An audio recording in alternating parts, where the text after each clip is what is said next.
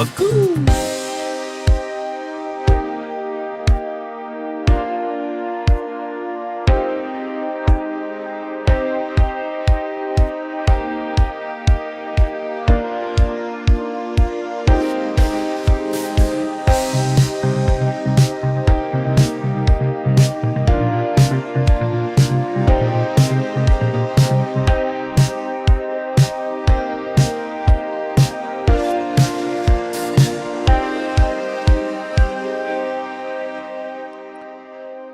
Almost there. All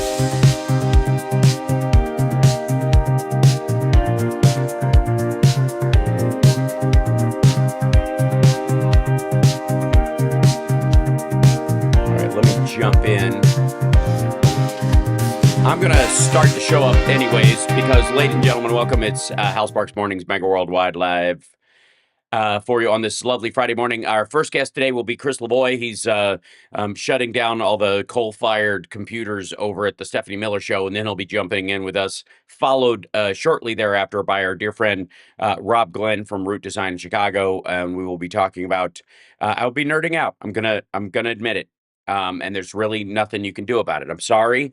Look, I know you guys think that the biggest monkey wrench thrown into human society right now is Donald Trump, and I'm here to tell you it's not even close. And the people around him are completely incapable of even contemplating the vast and extraordinary changes that are existing in the world. And am I already, do I post in? Here I am. There I am. Yeah, now I'm live. Look at that. Why is, look what, why can you see the room over there? That's just not, that's uncouth. I've got the zoom and pan on. We'll zoom me in. That's lovely. Then we'll move me over. Much better. Much better. This is what happens when I'm setting up camera things before people come onto the show and I get carried away. I will publish those changes. There you go. That's much better. And then I will go to the chat room, which is right here. Bring you guys in. There we go. Okay, we're getting there. We're getting there. Show's improving. Oh my God, the chat is so tiny now. So I change it in OBS to make it better. So there's smaller text on the screen, and now it looks like I'm in War Games and I'm hacking my way into. It's like Signal. This is our own Signal chat right here. But it will give you some indication of the extraordinary nature of the volume of conversation that happens in this incredible chat that I have going on here at HalSparks Mega Worldwide on the regular, at the jump, as they say. And I'd like to thank all of you for being here. Big round of applause. Here you are. Boy, that was way low. You deserve a bigger round of applause than that. How about this? Let's try this a little bit better. Is this better? That's better. Thank you. Thank you. There's the chat room that I have known to grow and love. And then hold on. I think I can actually do this. I think I can bring this in and go to the comms. Yes, let's do that. And if I bring this in, it's a little bigger. It's just, there you go. I'll move this over here. And then at least the text is a little larger. I can do this, and then I'm completely capable of going Command plus. Look at that. There you go. That's a little better. Okay. You're not going to see like the height of the screen, which is, I have a vertical screen on my chat window because there's so much. Who's the asshole who said free Luigi? No. No. Bye. Oh, look, there's a sound effect on the block now. No. For those of you that don't know, and let's be abundantly clear where this goes, I am against the death penalty, especially, and this might shock you, the death penalty without trial. Okay? Just as a baseline. So let's start from there and recognize that as a line that we don't cross. Yeah? Is that so hard to fathom? Is it so hard to fathom that you can't be against the death penalty but pro some rando shooting somebody you morally have a problem with in the abstract because you think this entire system is based on whether one person in it gets shot? No. It's gross. It's no better than him. It's a total disregard for human life. All it does is go, yes, I'm as big a scumbag as you are. Yeah, due process. Period. And again, it's why I'm, I'm against the death penalty. I don't care how the fuck you think you can carry it out. This is not a situation of self-defense. No, absolutely not.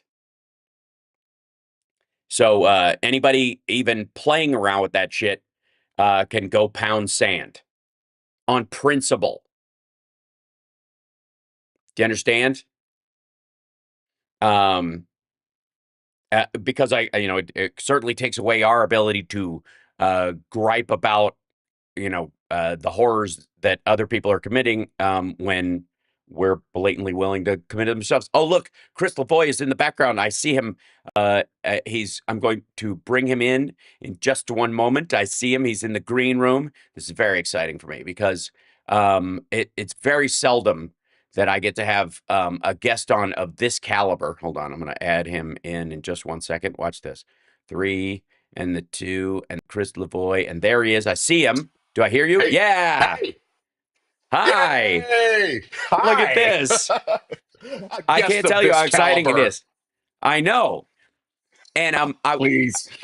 look. I don't want to turn this into a lesson or a criticism, but you'll notice the total lack of having to plug in an iPad to get you on the show and unplug Yes, it to a very yes, uncomfortable popping noise in your ears. y- yes. I know. I know. We're working on it. We're working on it. We, I we. would love to help you with it. So Okay. All right. We can do you it. know me. Yeah. So, Yes. first of all, hi. You and I Hi. have never, besides at Sexy Liberal and other things, had really the chance or opportunity to sort of kick it about current events on We this haven't. scale. So, I guess I feel like Larry King, Chris Lavoy, Signal Gate. Will it go away? Go. No, it's not going to go away. This one seems to be very sticky. Mm-hmm.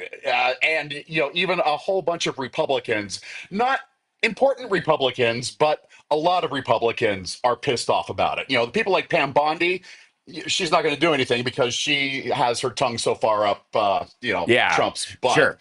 He's keistered. But Right. there are far more Republicans concerned about this than there are about normal Trump uh, related scandals. So I think this one Right. is going to be sticky. Yeah. It I have been noticing, and I don't know if you guys have noticed this with your like with clips and people talking about it, that the usual suspects in a lot of these like Glenn Beck and the others are doing Mhm. everything they can to not talk about it. And Yes. that is the sign. Yeah. Yes. You're absolutely right. And, Yeah. yeah. The Dead people, giveaway. the people who have the microphones are not talking about it. I know Hmm. that Laura Ingraham last night kind of got Pam Bondi to mention it, but Pam Bondi said, "Oh, nothing bad was done." Yeah. Um, Okay. So Laura Ingraham, as we call her lovingly on the show, yes. Laura Ingraham, she, I gotta say, lately, not a fan, but she has been definitely stirring the pot, and it seems like it maybe just because her bullshit needle went too far into the red for too long, and she Uh, is afraid because of her own ego that it'll make her look stupid not to point it out. well, and yes, I'm sure that might be a part of it. But do you think that maybe um, if this she maybe sees the Trump administration going down in flames at some point, whether it's because of their own stupidity or whatever, she Right. doesn't want to be so carefully tied to it. It seems like there's a whole strain of Fox News hosts that don't want to be closely tied with the Trump administration because they think it may go down in flames at some point. Yeah, well, I gotta say, there is there's a window on this. There's definitely I see a horizon. I have seen as you know, there are multiple trains on conflicting tracks. that have Right. left the station in the Trump administration Mhm. and the general world at large. Right. And some of them are, which I'll be talking about in my second hour with my dear friend Rob Glenn in Chicago, the kind of technological wall we're about to hit as far as work, people being put out of work by automation. All these factories that they're Hmm. moving here are going to have like 12 fucking people in them. They're Yeah. not going to Yeah. be these like old factories from 1970 let everybody in Well, slapshot worked at. yeah, it's already happening. I pay close attention to news in Arizona, and Arizona is touting themselves as being this new semiconductor chip, manufacturing oasis.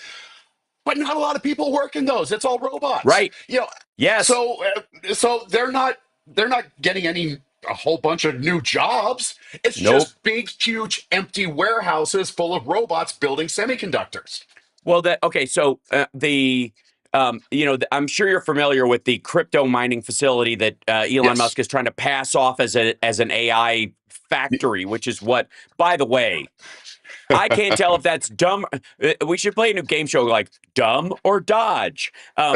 Is Trump, is he dodging the reality or is he just fucking dumb? Because there's no such thing as an AI factory, but the Right. idea of a factory, we're bringing a factory to your town, might sound appealing to some people. So he's trying to manipulate them, right? It's just a room full of mainframes.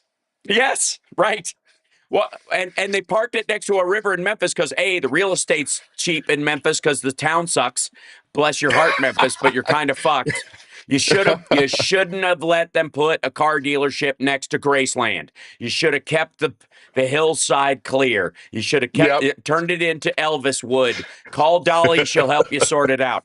But they did it because they could take the river water and cool all these fucking things because they're really Hmm. a crypto mining facility. But even Right. still, it's just like rows and rows of servers on, they call them pizza boxes because there are these flat servers that you slide into these units and then you Right. daisy chain them together and then you Right. just, it's not like you've built a supercomputer, you've just chained a bunch of smaller computers together.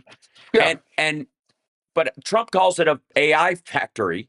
I mean, again, it's a crypto mining facility, but whatever. Right. But Yeah. I gotta think that he's either doing that because I mean, he's so fucking stupid. But I feel like I really want I real his manipulative media skills that everybody talks about, which I think are largely bullshit. I gotta say, I feel like he's trying to sell these people that there's a factory in their town. On top of call it a factory. I don't know. You know? Does anybody know? You don't know. Nobody knows. Well, is it Trump trying to sell this? Because Trump is a salesman. He's been a Right. salesman his entire life. On the Stephanie Miller show, we call him a shitty timeshare salesman. That's what he's Yeah. been his entire life. He will do anything to close the sale, and Yeah. calling it an AI factory helps him close the sale. Yeah, yeah, I agree. It's like whether you're playing dumb or you're manipulating the dumb on purpose, it's the same result. You are Yeah. using Yes. your own idiocy as a weapon. So, my favorite thing around the signal scandal, and by the way, I Hmm. have to say, I tried to set up a Slack for us to use for the Sexy Liberal tour so we could get our act together on the I road used like it. professionals. I used I it. know you did. I know you did. And we're all, none of us are good at it. We're all just kind of like throwing it together. It seems like a good idea. Real business people use these kind of Right. things. Why don't Yeah. we? Right. But at no time did fucking Jesse Waters get accidentally added to our secret chat about the jokes we're going to do about Donald Trump next weekend. Do you know what I mean? Like Uh huh. Yep. this defense that, well, who hasn't added a mortal enemy to, to your private chat? Well, does that mean that Waltz like had Goldberg in his contact list? So why hasn't he been Yeah. talking to a reporter from the Atlantic enough to have him in his contact list? Here's what I want to know. It goes even further than that. That he had a reporter from the Atlantic in there could be a bunch of people. Maybe the Atlantic at some point got some, maggoty, former, Wall Street Journal person to do some sort of Right. economic stuff, and they kind of like the tax breaks and blah blah blah. And that guy's in there, but they describe him as lowest of the low, scumbag, Hmm. sleazebag.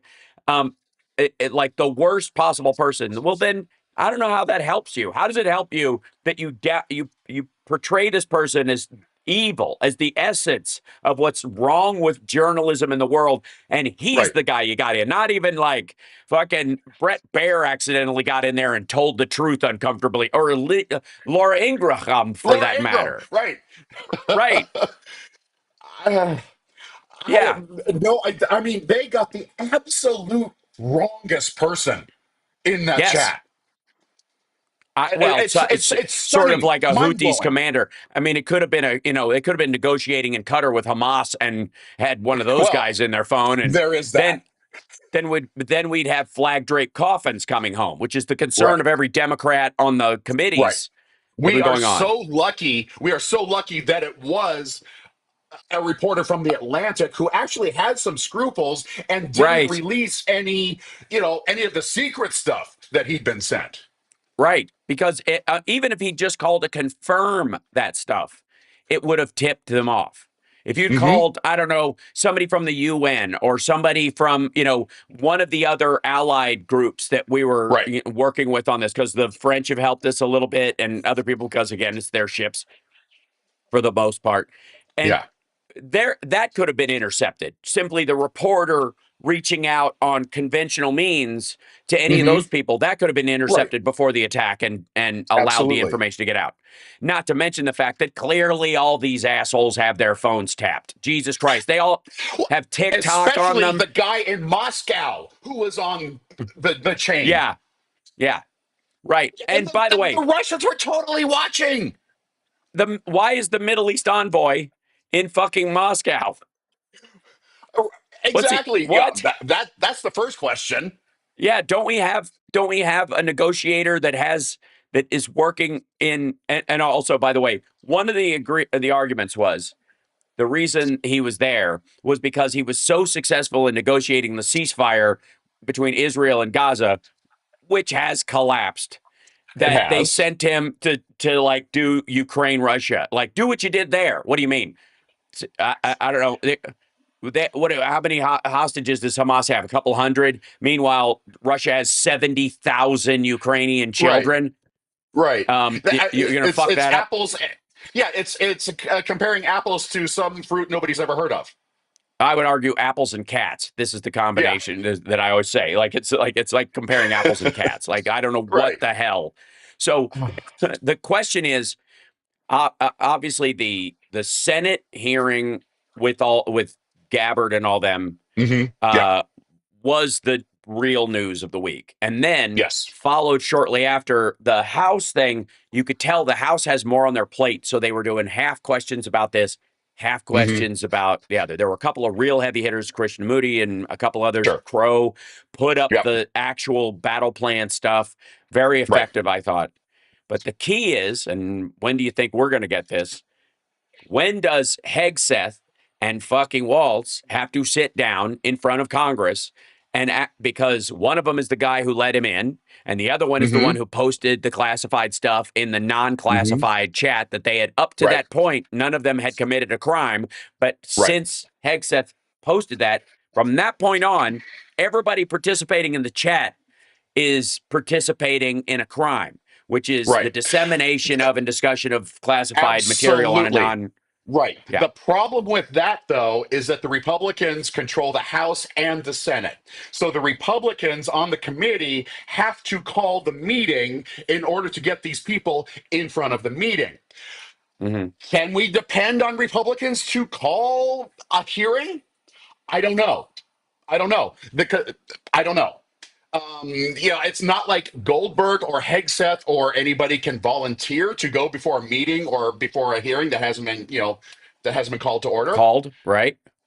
Well, I So, mean, yeah. yeah, it all There, depends on who chairs these meetings, if they're even going to call these hearings or not. right. Well, the NSA, I think, has to be directed to come in because they don't have normal oversight meetings on the NSA Okay, as far as the advisor. Like, they can't, right, they have to, because he's not the head of the National Security Agency in the traditional sense that, like, Tulsi Gabbard is head of the DNI and that kind of stuff. He's right. just a national security advisor. Whereas Hegseth, though, does have a regular Regular appropriations. hearings. Okay, Yes. okay. So he's got to come in at some point. The question is, do they punt that till July and hope this goes away? Which I think, quite frankly, will just jumpstart it Hmm. again. Like they're Hmm. better to pull this band-aid. Everybody's been advising this, but Hegseth, Trump's not calling him back while he's at Nope. Warren, saying, "Hey, answer these questions. Let's put this behind us. You got nothing to Right. be afraid of. We'll jump. Right. We'll wag a finger at them for wasting our fucking time while you should have been with the troops." Because this Hmm. really is nothing. They're not doing that. They're like, dude, No, stay at sea. Just he's basically Hegseth is doing like the old Reagan, I can't hear you over the chopper he defense. is. He is. Hegseth, I believe it was yesterday or the day before. He was a bit of an asshole. When the A bit. when the reporters were asking him questions about it, and he was kind of digging in his heels, but Yeah. he's been caught. He can only do that Yes. for so long Right. before the roar gets louder for him to actually tell the truth. Yeah. Well, we've seen this again. You do see Laura and you see Hmm. a couple of others, who are, and I really do think like our the key for Democrats has to be don't let this slide. Hammer the shit out of this. They need to Yes. be on, Yes. like, he needs, the next stage needs to be Waltz and Hegseth need to testify in front of the Senate and in front of the Yeah. Congress, period. Yeah. That needs to Yeah. happen next. And they can bang on it. Even if Trump and that crowd don't do it, they still have to live with the fact that they're not doing it. And I think that Yeah. is actually a thing because one of the issues, and we'll see, obviously, we shall Hmm. see. One of the issues that Trump has is that you can't like he used to be able to just kind of like blow it off, say fake news and all that kind of stuff. Yeah. But this is one of those things, like a few of the others, that with it, there are real world ramifications. That soldiers going on missions now have to wonder if their location and direction and plan is Absolutely. compromised by, because this time it was a reporter, next time it could be somebody that's just added to it that's just not on the team. And one of the defenses, and this is stuck out to me too, is that Dan Bull over on OAN and a couple Hmm. and like but like Joey Pags or I, whatever, I like actually know Timu Bosch. Dan Balls. I actually know Dan Ball. One nut. Yeah, I It's do because it's because not plural. When I was in Palm Springs, he was the morning anchor on the NBC affiliate in Palm Springs, and I would bring in like boxers and people from the casino to appear on the Uh-huh. show, and he and I actually struck up a bit of a friendship, even though we knew that we were from different sides. But once he got on OAN, Yeah. all of that dropped. All he had to put up, the front that Yeah. he's an asshole. He's going to shut down every liberal ever. So yeah, Right. the friendship Yeah. ended. Professional. Well, also, I would argue that Dan Ball has cannot allow a crack in the dam of any Right. argument. He's just got to present asshole, because if you Yes. start a conversation with him, it starts to fall apart. So yesterday he had on a guy who's a Navy Hmm. SEAL and is normally very maggoty and the like, but that dude knows what he's talking about, and he Yeah. knows how serious this is, and he knows the fact that it doesn't matter if Jeffrey Goldberg fucking boomer hacked his way into this thing, whether he was airdropped by a secret communist in the national Hmm. security intelligence community that's trying to undermine Trump, or he was accidentally let in by Waltz or a staffer. That doesn't matter, because No. that had nothing to do with the fact that Hegseth put this information in an unsecured chat. We know it's In unsecure Signal. because right, in Hmm. Signal. That had nothing to do with Goldberg even being there. We only Right. know he did it because Goldberg was there, but it Right. wasn't why he did it. It didn't cause the crime. It didn't trigger it, and we wouldn't have known about it otherwise. It's like if you had pictures from Abu Ghraib and there hadn't been any torture, they would have never made the front page. It would have never been news. It wouldn't have mattered at all. If you let a reporter Nobody into would have Abu ever Ghraib, heard of Abu Ghraib.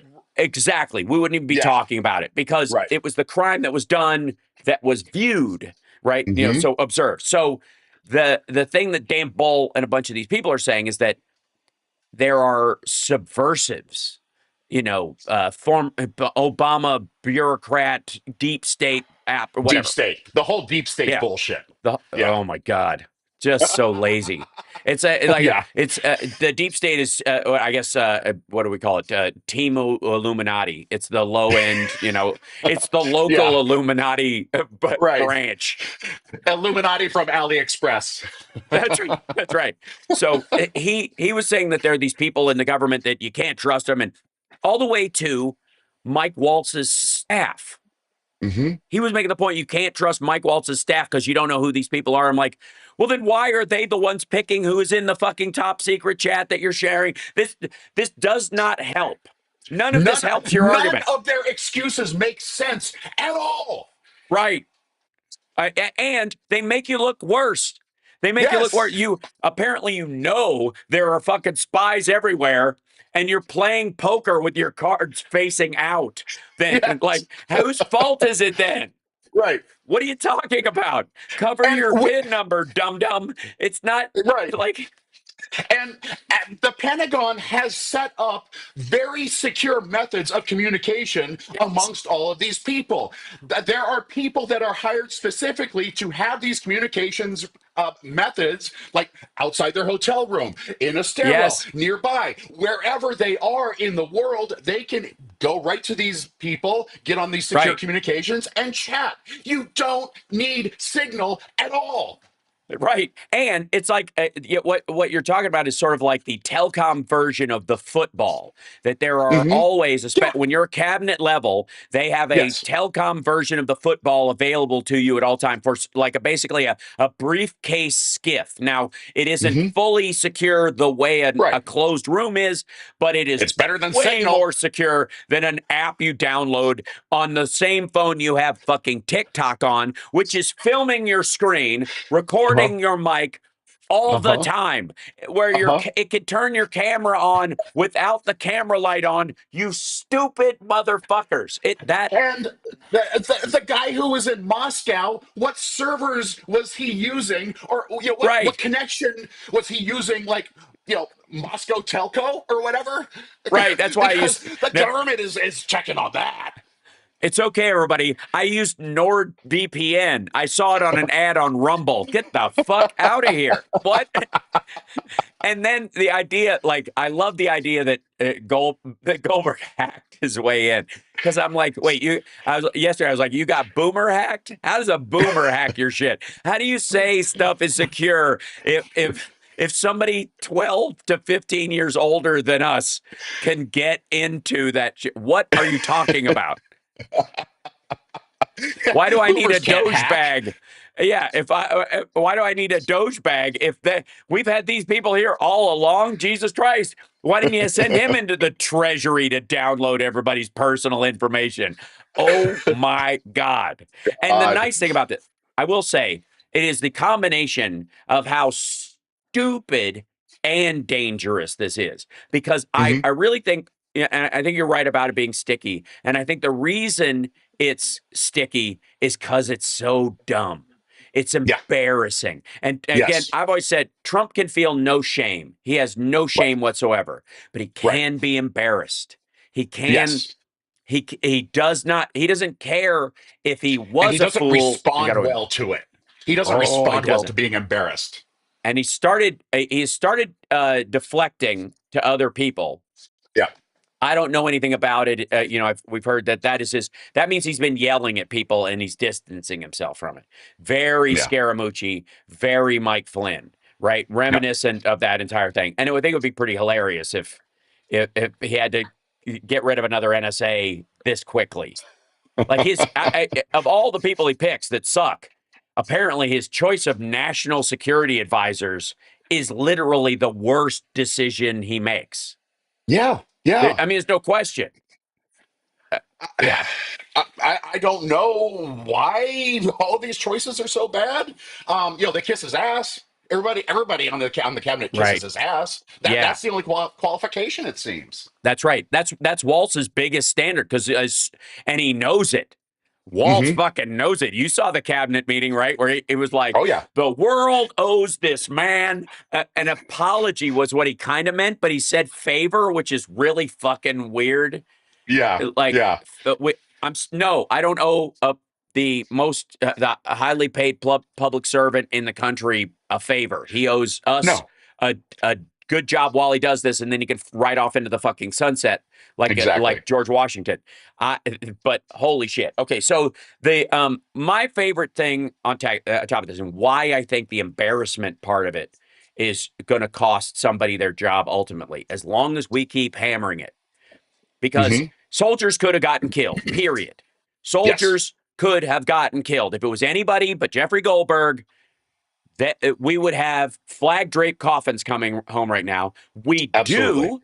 We lost 4 soldiers in Lithuania Hmm. 48 hours ago. Trump Hmm. didn't even know about it. He didn't. He did. He was asked about it, and he didn't know about it. Um, That's inexcusable.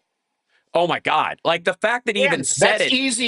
that's easy for regular people to understand. You know, along with Yes. this signal thing, everybody has signal on their phone. Everybody knows that everybody has mistakenly, Yeah. texted someone they didn't mean Right. to text or whatever. That all of that signal stuff is easy to understand.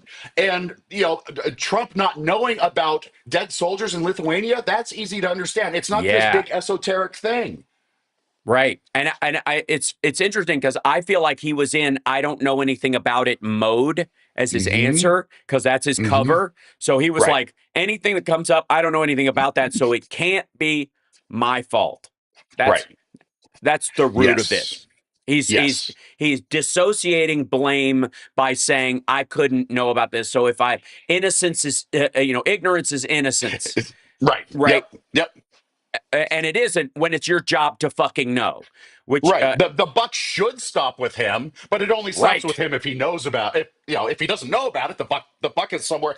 There you go. Yes. I Yes. got this at the Truman Museum in Missouri, in Kansas City, because I became a Freemason because of Truman's example as a human being who believes that the buck stopped with him. Buck He stops. didn't he Yeah. didn't he didn't divert responsibility to anybody else. He didn't, like lay blame on it. You hired them, they fucked up. You're the one responsible, right? And Exactly. the Especially when analogy. you declare that you only hired the best people. Oh my God. And well, I will say there was even though he's like, I know all the smart ones and the dumb ones is what he said. He stopped saying the best people and he Yeah. said, I didn't know anybody before, and now I know everybody, the smart ones and the dumb ones. They're like, oh, well, clearly you just then hired the fucking dumb ones then. That Yeah. you should have made that clear to maggots when they were voting for you, which, by the way, a bunch of them are having buyer's remorse at the same time this is happening. And that Hmm. I think is also part of this. So let me see if I can bring this in right Okay. here. Oh. I got to hold on. I have to pop you in there and change the screen, but Okay. Uh-oh. you'll be with us in just 1 second. It's totally easy. Here we go. Chris That's Lavoy, there he is. there. And Hello. then Hi. and then I'll switch screens on this guy. It doesn't allow me Okay. to do that there. Wait, hold on. And That's a lovely Northern Lights, though. it is. It's my it's the screen that I have on there at any time. I have to find my overlays thing. Get out of here. Okay. But the key being, okay, there we go. There it is. I had to move stuff out of the way. I have so much going on. This lady, okay, Yes. she's not anybody in particular. This lady, Right. especially anymore, ladies and gentlemen, She, because this she's got lady, that. She's got that MAGA makeup, though. oh, she does. You could spot Hmm. it, right? Yep. You normally see her yelling about immigrants in the parking lot of a Safeway in New Jersey, right? Is the idea. Yes. This like these people come over here and they take our goddamn jobs, right? Right. A self-described MAGA junkie. Her name is Jennifer Piggott, which I gotta say, No. uh, Bless her that's heart. unfortunate. Yeah, I would have kept my name hyphenated or filed for a legal name change because goddamn. Of Parkersburg said that she flew a Trump flag outside her house in Wood County where 70% of the voters backed the president. But the Doge team he established cut her job along with 100 other Hmm. people at the Treasury Department's Bureau of Fiscal Service. Sure. Basically, they're firing everybody, all the bank guards. Hmm. That's what this Yep. is. And she, as a maggot and surrounded by her fellow local maggots, all thought we're going to make sure they're not spending our hard-earned taxpayer money on transgender comic book instruction manuals for robot surgery on the genitals of children who've been puberty blocked in Argentina, right? So we're going to stop that shit. And Yep. that's why I get up every morning, slam some Black Rifle coffee, snort some Adderall and blaze a rail into work so that I can stop the gay agenda, right? So there's Right. this lady, right? And then what she doesn't realize is that it's not about getting rid of corruption.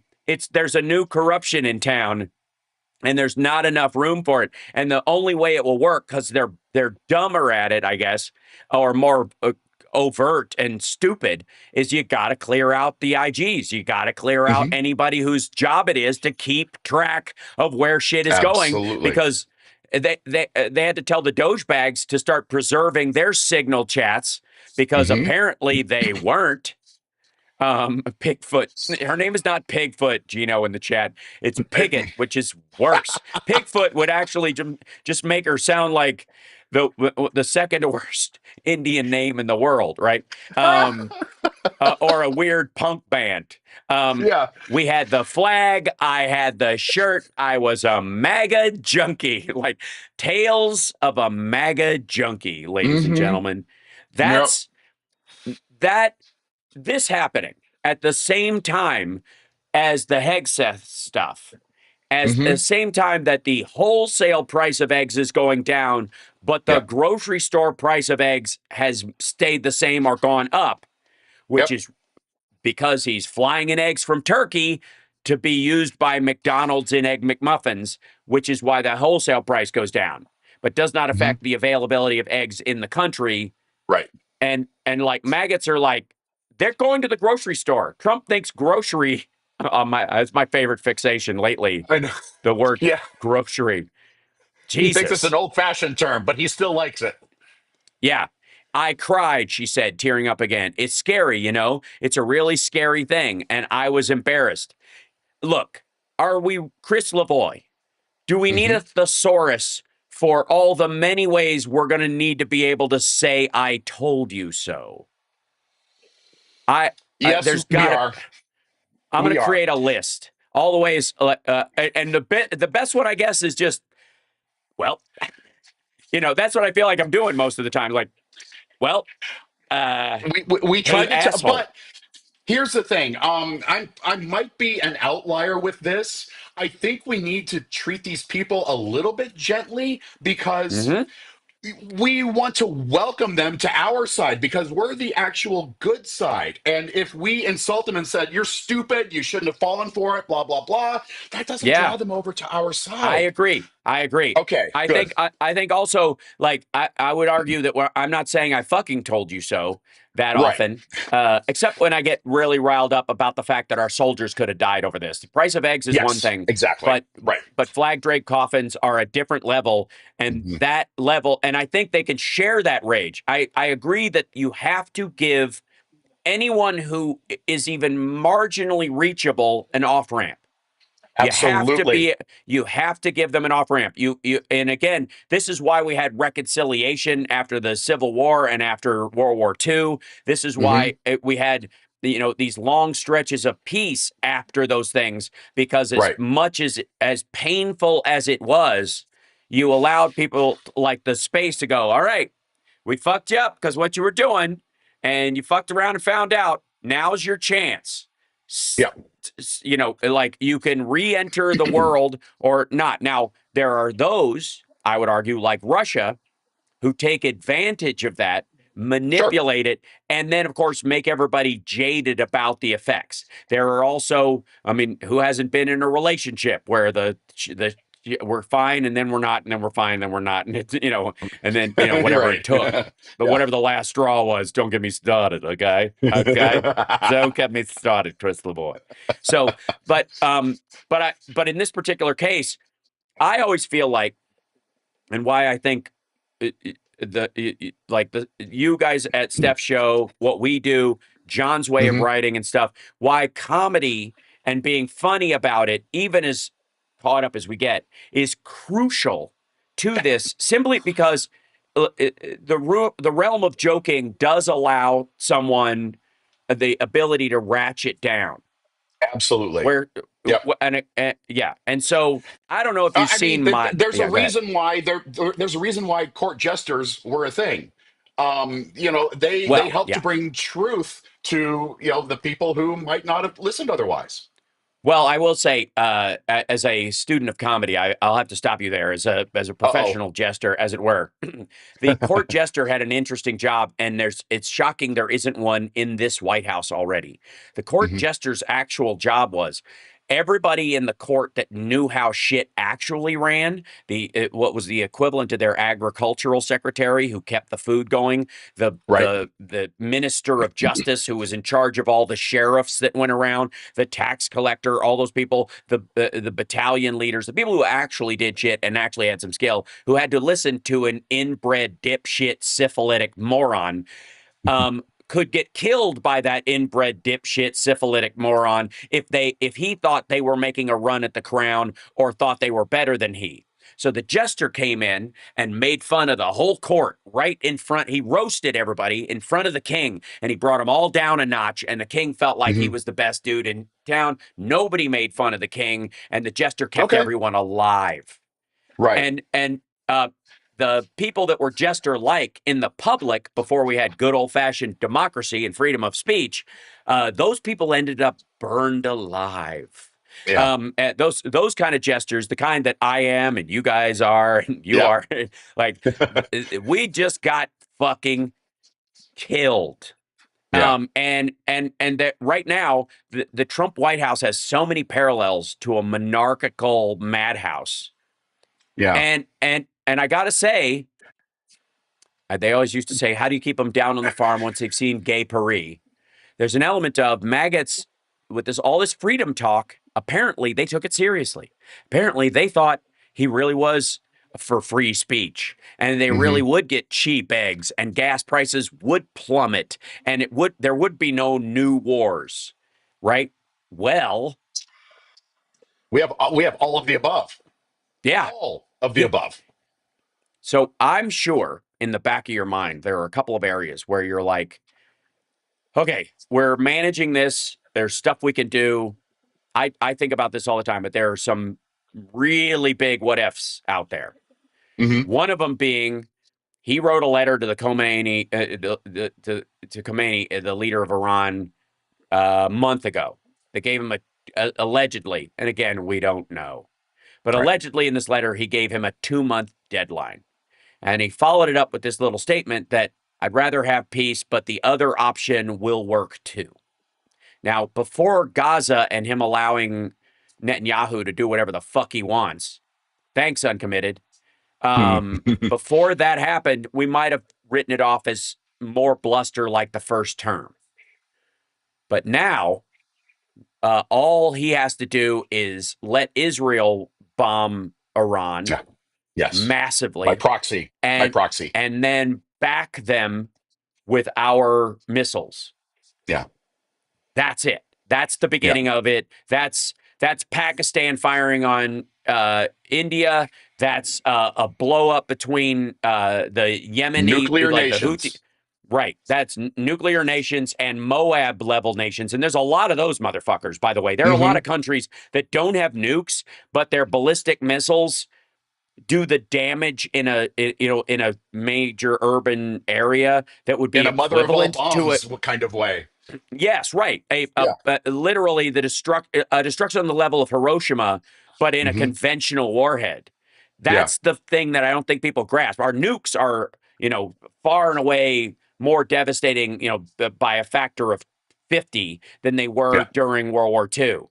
But our strategic ballistic missiles, these just regular conventional bombs, their technology, their ability to drill into the earth, set off other explosions in conjunction with them, which is what the Moab does. It basically Hmm. pancakes and jettisons out this and destroys the ground underneath and basically causes an earthquake. Yeah. And it just collapses the town from the inside. And when you've got San Francisco, that's bad because they've been Yeah. through earthquakes. We know what that looks like. But when you've got Sure. cities that are less stable, even than San Francisco, Pakistani cities, Indian cities, Chinese cities, Russian Myanmar cities. now. Myanmar just this morning. Yeah. Right. You really do have a cascading tactical war that can have the destructive power of, if there was a nuclear war, using the Yeah. nukes at the Hiroshima level. And he either, before we were counting on people to stop him, and it's questionable whether that will happen now. Um, I agree. He has people. He has everybody in his cabinet is a sycophant. yeah. In his first term, he had people who might tell him no, and that gave Mhm. me a little bit of comfort that he Or wouldn't even tell go him it was a completely bad crazy. idea. Right. Right. Exactly. I don't think he has anybody like that in his cabinet right now, and that scares the fuck out of me. Well, Rubio is the only one who would, but apparently can't, or is quite frankly subverting him, going, yeah, absolutely, boss. That's what we're telling him. And they're telling people other shit. The Well, let's question hope is so. that, yeah. So, it's, I mean, that's the only like genuine fear point for me in this. I do, though, think that's the moment that the Chip Roys of the world and even the Ted Cruzes of the world see blood in the water as far as their ascension as, I'm maggoty, but I'm not nuts. So I Yeah. can punch my way through into he's got to go sometime, and it's going to be me next time. And we're not going to declare war on another country abstractly. The president doesn't have the right to declare war on Iran because he broke a truce effectively we had with them, a deal. So here's the other thing, and I don't know if this made the hair on the back of your neck stand up the way it did mine, but all the language about cartels being terrorist groups, Mm-hmm. knowing the extent of the military actions we have been able to take under the authorized use of military force in the war on terror, it just seems like they're headed for that legal excuse. It Yes. seems like Yes. it seems like that's what this is, a setup. This is teeing that up, that eventually, if he needs to wag the dog, rather than declare war on another country, which it may happen because he's fucking stupid or belligerent or dumb or whatever, All of the the way he can above. wag the dog, is to bomb a big, like, a cartel town in Mexico that they basically say, yeah, there's some civilians there, but basically it's a giant opium den and we blew it Drug up. den. There, Hmm. right? And there are people around him, since those Mormons were killed in those buses in Hmm. Mexico, that have been ginning for this ever since. Yep. Yeah. And that, then we go, okay, cartels have subs and boats.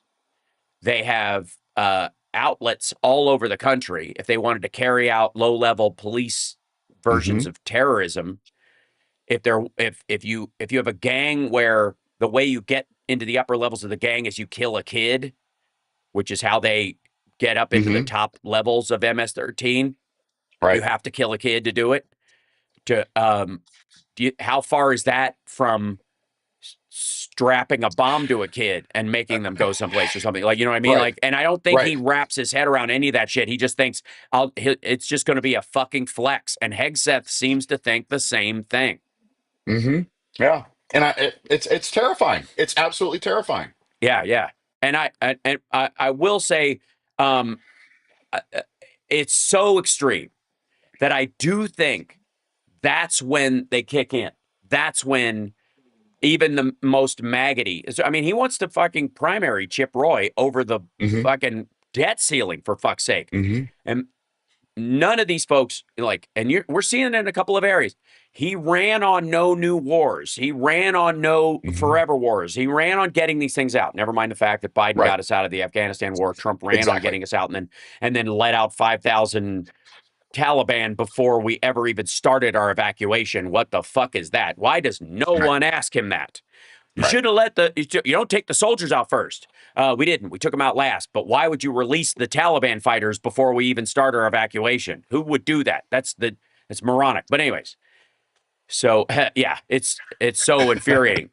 But here's what I will say is that there are serious levels of this that do kick in around some of these folks that they, Mhm. as full of shit as they are about some stuff, and maybe even in the Rand Paul sense, they're like, this is just too many tax dollars and the debt's so important we can't afford to be bombing other Right. countries. Look, I'll take the moral win if they think we should, Wherever I can get right? it. Yeah. Yep. Exactly. Like I'm not going to sorry, the fewer civilians die because Trump has no rules of engagement just because you are a cheapskate. Great. Fucking cool. Perfect. Yep. That's all right. Take it. But there's a reason why some of these things are sticky. And it's I'm glad you brought that up. And I also want to, and did I put this in the same thing? I got to remember which one No. we went to on this one. Yeah, There. yeah. Huh? So All right. this is an article from the Daily Beast today, Mm-hmm. and it's about Fox News and the Signal story. Mm-hmm. And it says Fox News is really struggling to spin the Signal chat leak. They Yep. ain't seen fucking nothing yet. If they went over to RSBN, OAN, Newsmax, holy shit. Mm-hmm. The flop sweat and whatever twitching that is going on over there on all The those channels. Yeah. The thing that I'm noticing is that nobody can get their story straight. Nobody can get their excuses straight. They're throwing Right. everything they can at the wall just to see if something sticks. Right. And They, it gives the White House and it gives all of these media outlets an air of, oh, fuck, yeah. we don't know what to Yeah. do with this. Yes.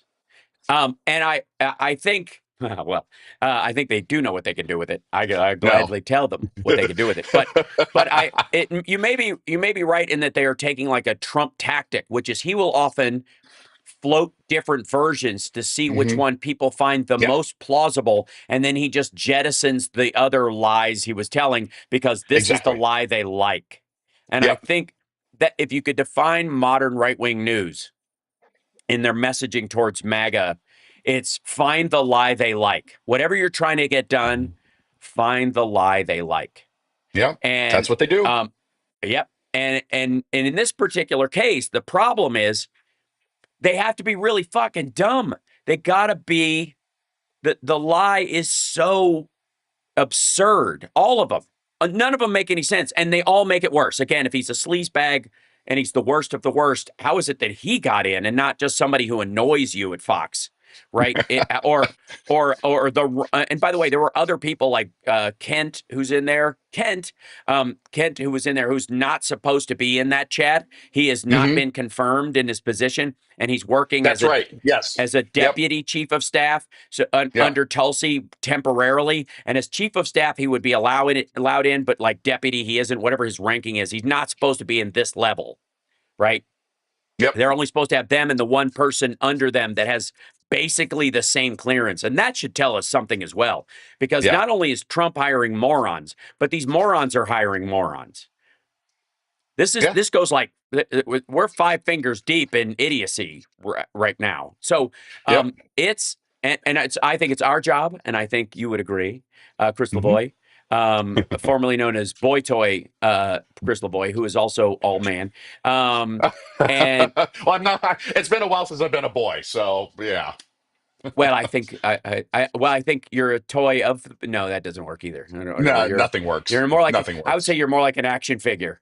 Okay. Yeah. Well, I'll take that. Thank you. I'll give you that. Yeah, absolutely. And we still have to work now that my shoulder's healed. We need to do a workout video at some point. I'm insisting. Well, yeah, we had threatened to during the 2020 Yes, sexy liberal tour. We had threatened to do workouts on YouTube, but then COVID happened, so right. the tour got canceled, and we're like, And we okay, can't, whatever. I can't work out in our house until like the two of us doing insanity on I DVD doesn't yeah. really I sell tried it. working out in my house twice. I'm like, this isn't working. I can't do Yeah, this. yeah, yeah. I have I literally for working out my shoulder while I'm at my like on this computer because I've Yep. got to remind myself to work the cuff interior. Uh-huh. That I have this little weight here just all the time, Yeah, so that when I'm that done with the works. show and I'm shutting things down, that's fairly close to the bottom of my workout here. I got to get out of the house to do it because once you're Yeah. there, you're there. Anyways, Yes. thank you for joining me today. It's a super treat. Please do it again. Please join me again Yes, I would sometime love if you to. would. Ask me anytime. I would love to. Excellent. And then is Steph coming in for that May 3rd, 4th, whatever the thing at CPT in Chicago, or is she just doing it from, because we're doing, I think, I think she they're doing sent a a big weekend. video. I think she sent a Gotcha. video. Yeah. Yeah. Understood. Yeah, yeah. So Yes. I will be doing that as well. So I might jump on to promote it on your guys' show that week or something if we could, Let me know when you want to come on. to let to get everybody down there to these CPT events so they can support the Yes. station and keep it afloat. And I just think that Absolutely. would be a good thing. All right, I think awesome. so too. Thank you, brother. All right. All right, we'll see you Thank later. you. All right. Okay. Cheers. There he Bye. goes. I'll let you go. There you go. And you can sign off in peace. Excellent. Now I got to bring in our dear friend Rob Glenn. And I got to say, oh, there he is. Excellent. Ladies and gentlemen, Rob Glenn joining us from Chicago. The captain, the capitan of Root Design. Can I hear you? Can you say hi? Are you? Oh, I still okay. So I don't hear you. Hold on one second. Sometimes it does this whole thing, unmute, whatever. Sign. I always have to do this weird thing when I bring in a second guest. It's very odd. Hold on one second. I need to do a separate one of these. I'm going to add you to the left here, and then suddenly your audio will work. Maybe nope. Anything? There you go. Guest is in the green room. Hold on. All right. Call. Oh, I see. Wait. Publishing here, and then it puts you in there. There And then you if I go. go back, yeah, and then if I go back to the screen, then it somehow will work like normal. I don't know what that All is. right. I don't know what it is. It has this little like software glitch that if whoever the next guest is in the window, it gets very confused. Yeah. That's like Yeah, me. Like when I come on here, I have to do it in just the right order or it just doesn't work. that's right. Yeah, it's like it's the Rain Man effect. Definitely Wapner, and then me. Right, I'm on after Wapner.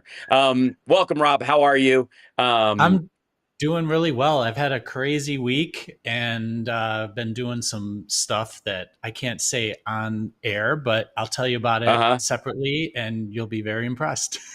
I have no doubt, and it's going to irritate me. Okay, I okay, full confession time. So Okay. my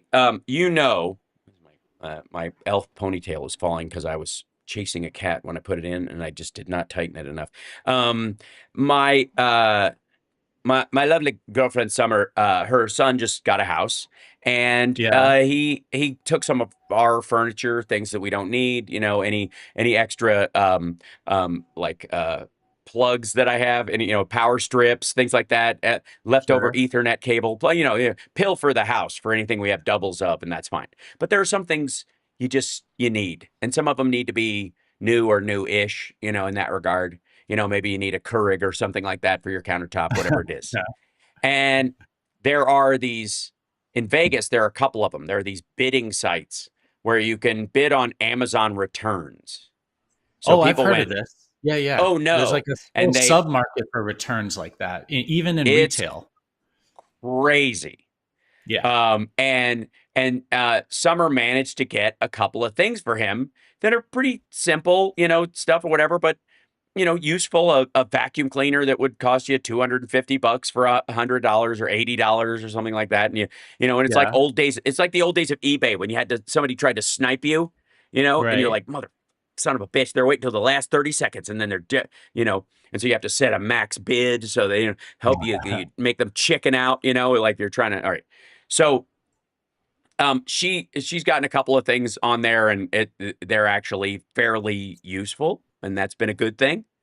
And I had to go, we were going to go pick something up from there. And she's like, so I put the app on my phone so I could do the pickup. And then I saw something on there and then I And started then you bidding were on it. hooked.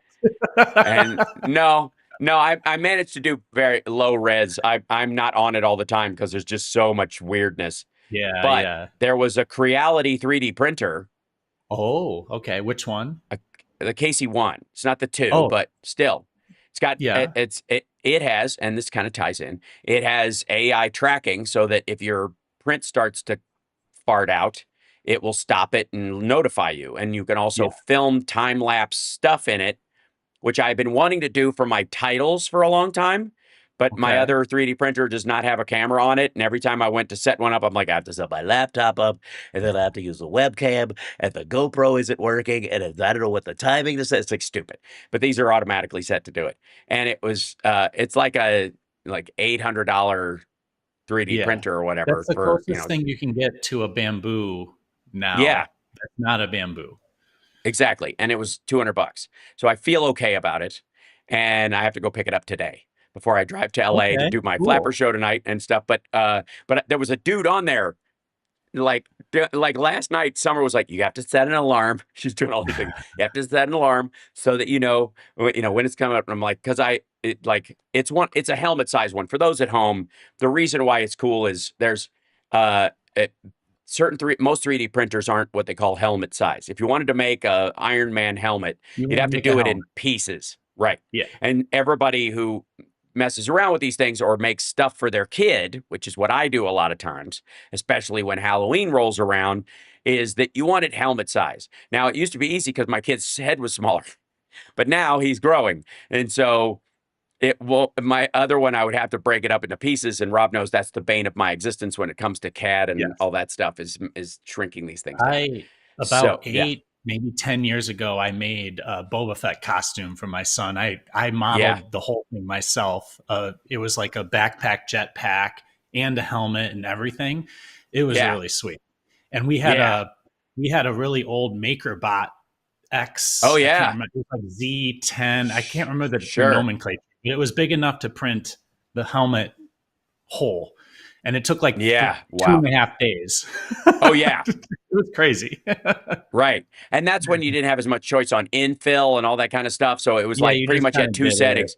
You had one that Yeah. was like basically cardboard and one that was basically steel because it was like either super dense or not at all. And now there's so many variants and you can make honeycomb in it so that it's really durable and light. And it's just, sorry, I'm getting excited about the That's 3D all right. printing again. And I only do that when So Rob and I are talking privately in our signal chat. So, I have I feel like the stuff that's happening right now, the signal stuff, like it's a lesson. It's a good teaching moment for all of the stuff that we're talking about with AI hmm and technology, really more like technology. Cause I think of hmm AI, the stuff we're talking about right now, it's yeah. a paradigm shift of how you go about thinking about a lot of things. And, hmm we've had a number of paradigm shifts along the way when it comes to work and specifically when in engineering, when things went from 2D to 3D, that was a big moment. Yes. Or when things went from analog to digital, that was a big moment, and you hmm had to sort of like move hmm with the times. And I I've been talking a lot about how I think we should handle the political stuff, and it was like so many almost instantly the like that Senate committee hearing that happened. There was a I'll keep talking. There Yeah. was the you so Trump in general is all about creating a reality. Like that's essentially what he's doing. Yeah. He's trying to create his own reality, and he does that through just constantly talking, and Yes. sort of media kind of goes along with them, and they don't know how to handle them. And this is the first time that I've seen you're making this a reality. Okay, if that's the reality, then this, right? hmm And I think this is the first instance, and it's only been a couple of months, 3 months now, hmm where this. So we sort of live in this place where we're so frustrated. We're like, how can people not see what's happening in front of us? And they hmm can't, because they're sort of in this reality. So when Tulsi Gabbard and what was the other guy's name that was in the Senate hearing? Rat's ass. Yeah. Ratcliffe. When they were Mhm. like in this mode, and I'm going to tie this into AI, I promise. No. They were in the old mode. So the old mode for the Trump side of the ledger here is deny, deny, deny, like nothing's true. Nothing's true. Like everything you saw, it's not your reality. It's our reality. And so they were like, oh no, this reporter is a horrible Yeah. person and blah, blah, blah. And it wasn't classified. Okay. It's not classified now here. So Yeah. though, this is what I keep talking about. So if they're trying to establish a reality, then we can move Take forward advantage as of that. if that Yes. is the reality, right? Yes. So, okay, it's not classified. Then why don't you release it? Hmm. Okay, he's an awful person. Why did you put him on the chat if he's an Agreed. He's awful terrible. person? He's terrible. So, Why would he be on your phone? Why do you have such an awful person on your right. phone? Exactly. You bait that reality. If they're Well, gonna you don't say even need that, to bait yeah, it. You could be ready to shift. You can be nimble yes, enough that if this entity that you're dealing with is wanting to change your reality, then you go with what that reality is, and then you take it to its conclusion, right? And hmm and I promise again, I'll get this back to AI. So then, if it's not classified, then the next day, oh, it's not classified. We can publish it now, right? Now, before I get to the AI part, I want to talk about something I haven't heard anybody talk about with this signal stuff.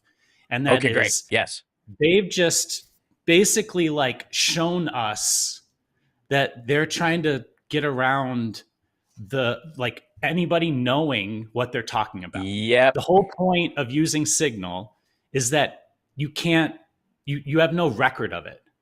that's right. So now in this Hmm. like ridiculousness that we've seen in the last week, we've Yep, basically understand that the entire Trump administration is not recording anything they're saying.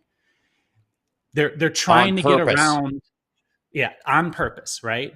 So if we all know now that they're doing that and they're not, and they're using Signal to do it, and Right, Signal is all deleted, guess what?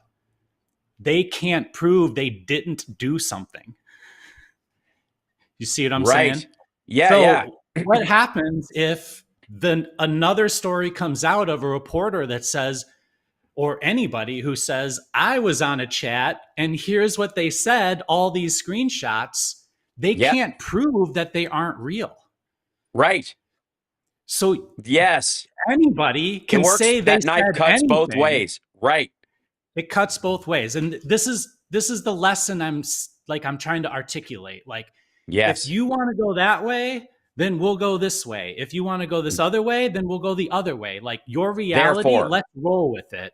And eventually, and we're seeing it in fruition now, it hmm catches up with you. Like the real reality will catch up with you and you will be yes, stuck. yeah. And Gravity's a bitch. it is. And so all of that is to say that's not unlike what we're talking about with these this acceleration of technology. Right. If you don't look at it in a sober way, if you don't try to analyze it and you take the stories that people are trying to tell you, like you're going to find yourself at the end of that rail or at the end of that road and you're going to Yeah. be lost Yeah. because you're going to be unsettled. And I think that's what we're trying to do here. Like we're trying to actually talk about it in the reality it is and strip away Yes. like all the marketing and Yeah. The all hype. the hype. Yeah, exactly. The story that's been I've been seeing a lot this week is the I think Facebook or Meta being outed as using a Russian database of pirated books and pirated information, papers, books, things like that. Have you seen these stories this week? No, Uh, but yeah, I know they've done it. it's like Laura. I think the name of the database is Laura or something. It starts with an L. Again, I'm dyslexic, so I just remember the first letter. One second. It's called. It was like pirate. It was a pirated database of books and written material. So they use this as training material for their AI, and the emails came out through a court case that showed that Zuckerberg was basically like, yeah, if we buy each person's book, it's too expensive, so let's just use this pirated database, right? And so what I'm trying to talk about is like the reality of the situation we're in now. It's not unlike Uber, and I keep bringing that up, or Airbnb, where the technology was moving so fast that they sort of like just decided, you know what, we're just going to like ignore, in the case of Uber, we're going to ignore labor rules for what makes a contractor versus an employee. We're going to, in Airbnb's case, we're just going to ignore the fact that there's like local rules for what, whether you can have a hotel in your house. And we're just going to like let it go until such time as we're so big that the value of it became enough that people just don't care anymore. Right. And that's kind of like what, I guess you could say any of the AI companies that are trying to train their AI with people's copywritten material. That's what they're going to do, right? So I'm not hearing you, by the way. Oh, sorry. Now you should. There you go. Yeah, I was waiting. I was letting you finish, but I would like to say Laura is the low ranking adaptation or whatever. It's like it means taking like junk info on the internet, massive databases of stuff, and just pouring it in without and basically letting the app the large language model sort itself. Yeah, sorry. After it's had enough training. It's LibGen. That's LibGen I said it wrong. LibGen. I see. They were using LibGen. Okay. Yeah. So LibGen is it's like think of it, it's pirated books in a database. Let's call it that. Pirated written material. And it's sort of like Napster for music. Napster was a peer-to-peer, but it's a pirated repository of books, right? So the reason I'm bringing this up is because it's because the Atlantic did an article about that. No, sorry. Well, the Atlantic did do an article, but no, I'm bringing it up because this week in particular, like some court documentation came out that showed that they like knew that they were using pirated stuff, right? So it's an inflection point in the sense that there's like the old way of distribution of copywritten material, and there's this sort of new way, I would call it, similar to what the music industry went through. So, if you were to, so what I'm trying to get at is a lot of people were really upset because they felt violated by the fact that Meta, quote unquote, stole their copywritten material to train their AI. There you go. That's it. Yeah. And rightfully so, they should be upset. But we're in a new paradigm. Right. And that new paradigm is there's a different delivery mechanism for written material, for books, for anything you've published, right? Yeah. And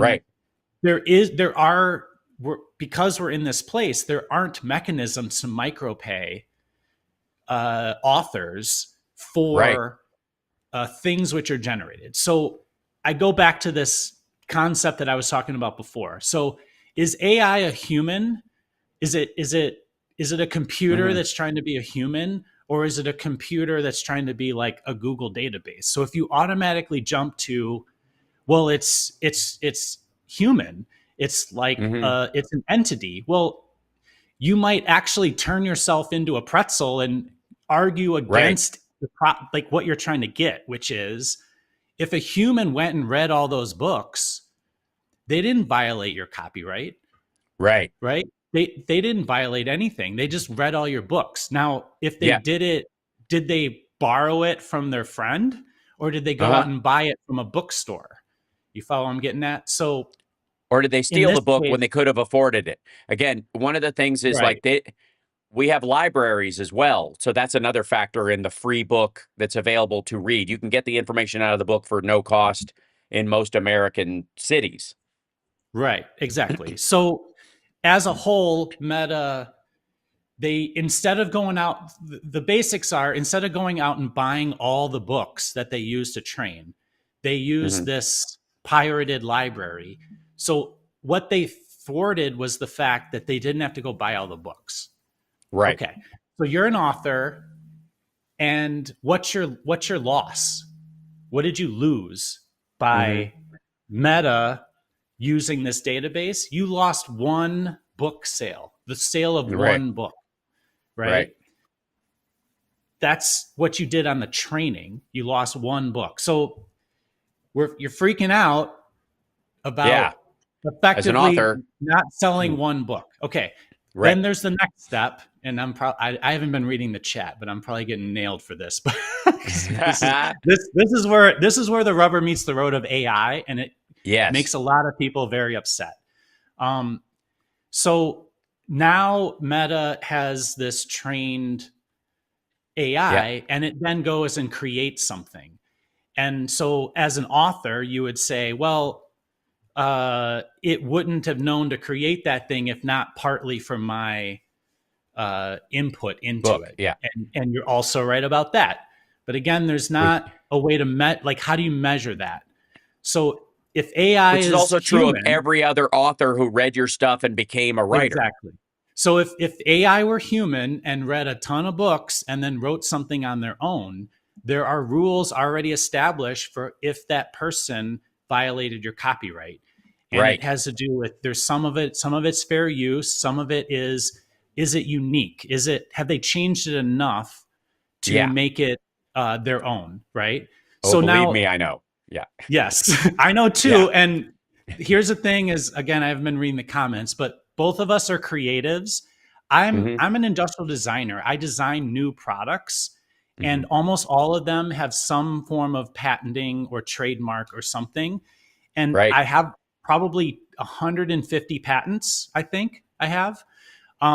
I'm very used to Wait a looking at minute. things Hold that on. exist. Hold on. You have 30 times more patents than Elon Musk. I think I have He has somewhere 5. between 125 and 200. I don't know the count anymore, but it's well over 100 for sure. See, you guys remember that was the defense that they were doing. Elon Musk has 5 patents. How many patents do you have? Well, I have a regular guest on my show who has over 100.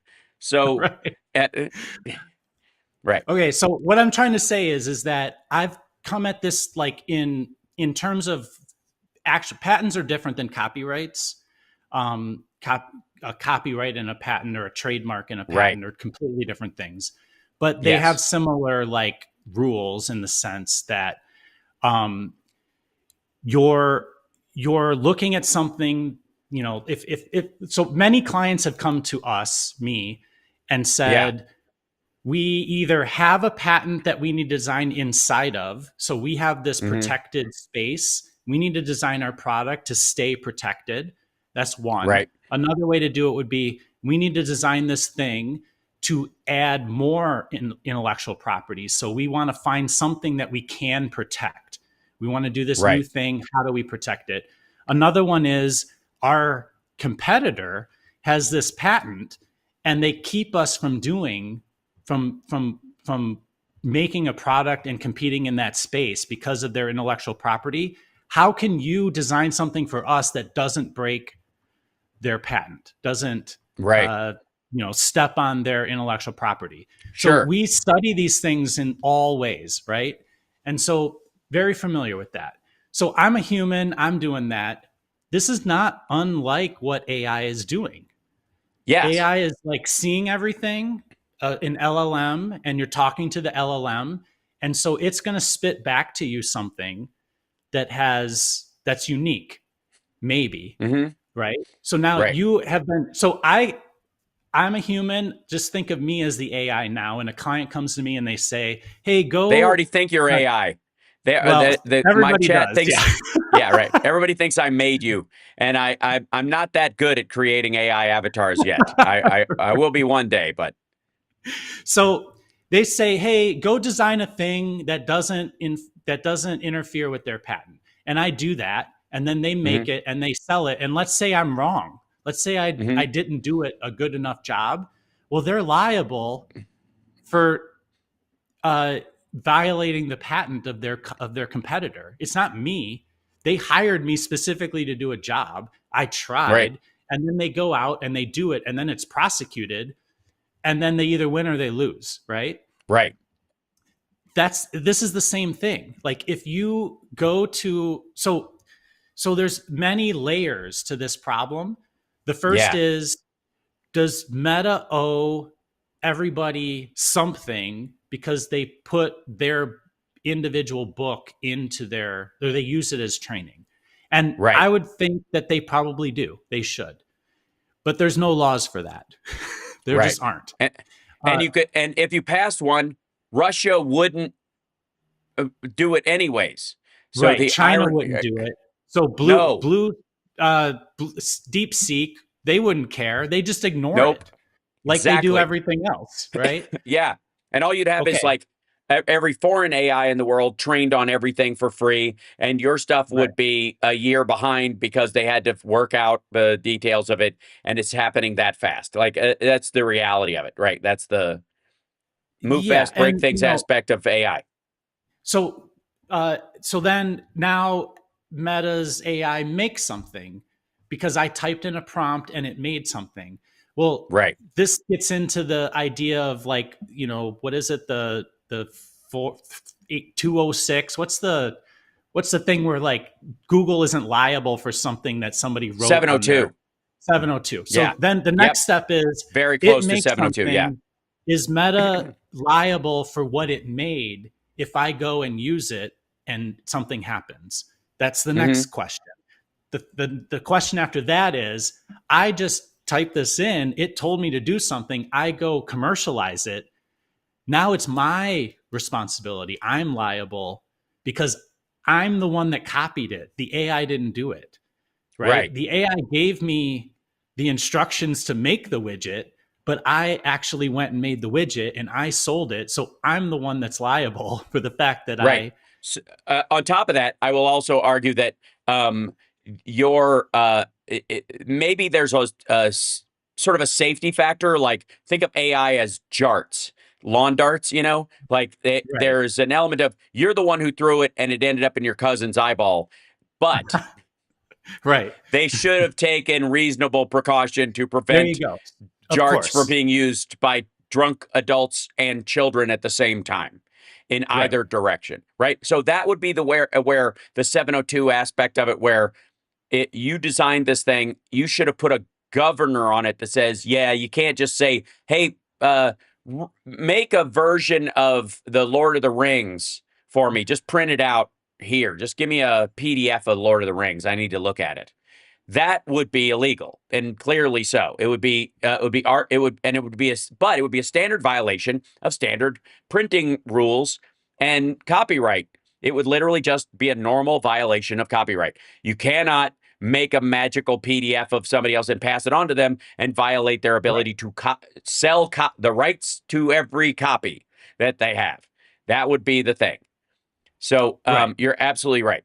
So these are all parallels back to what I was trying to talk about politically in the sense, and I'm only hmm using them together because these political things seem so odd. Like it's happening in front of us. There's stories that you can connect to, right?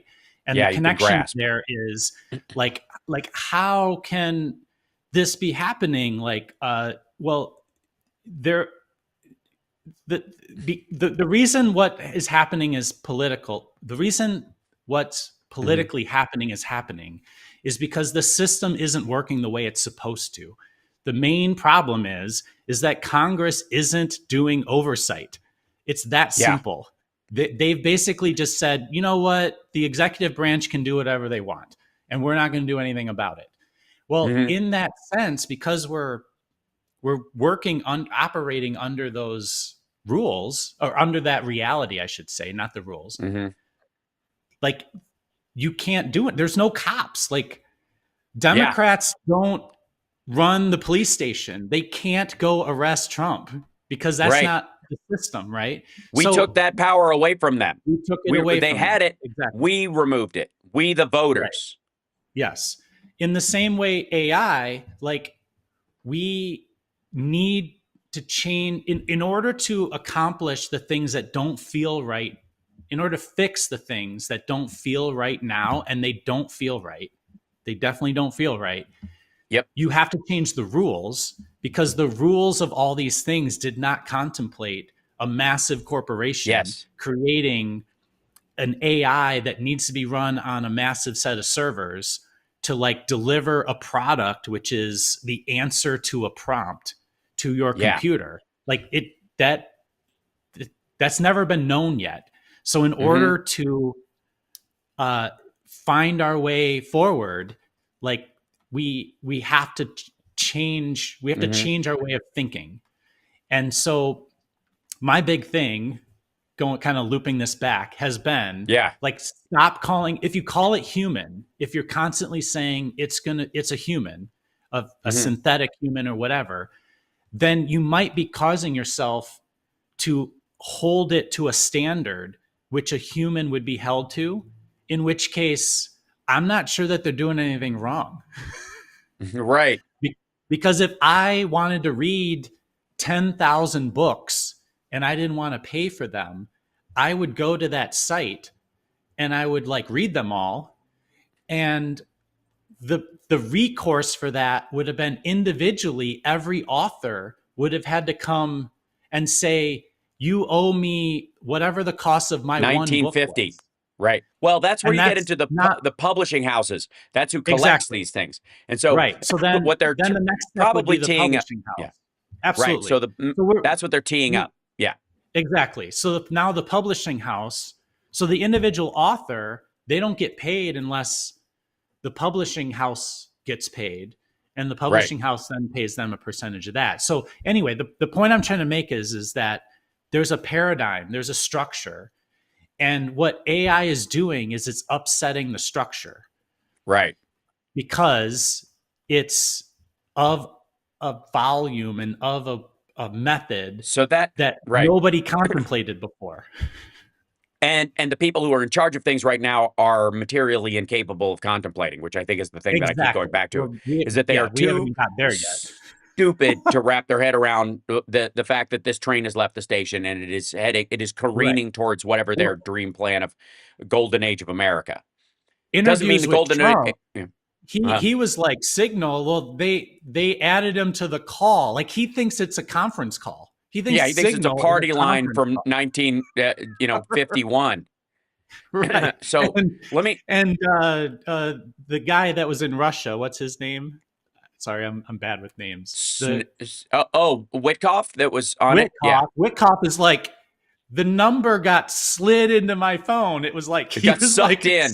It got sucked in. It's like, dude, do you not understand what's in your hand?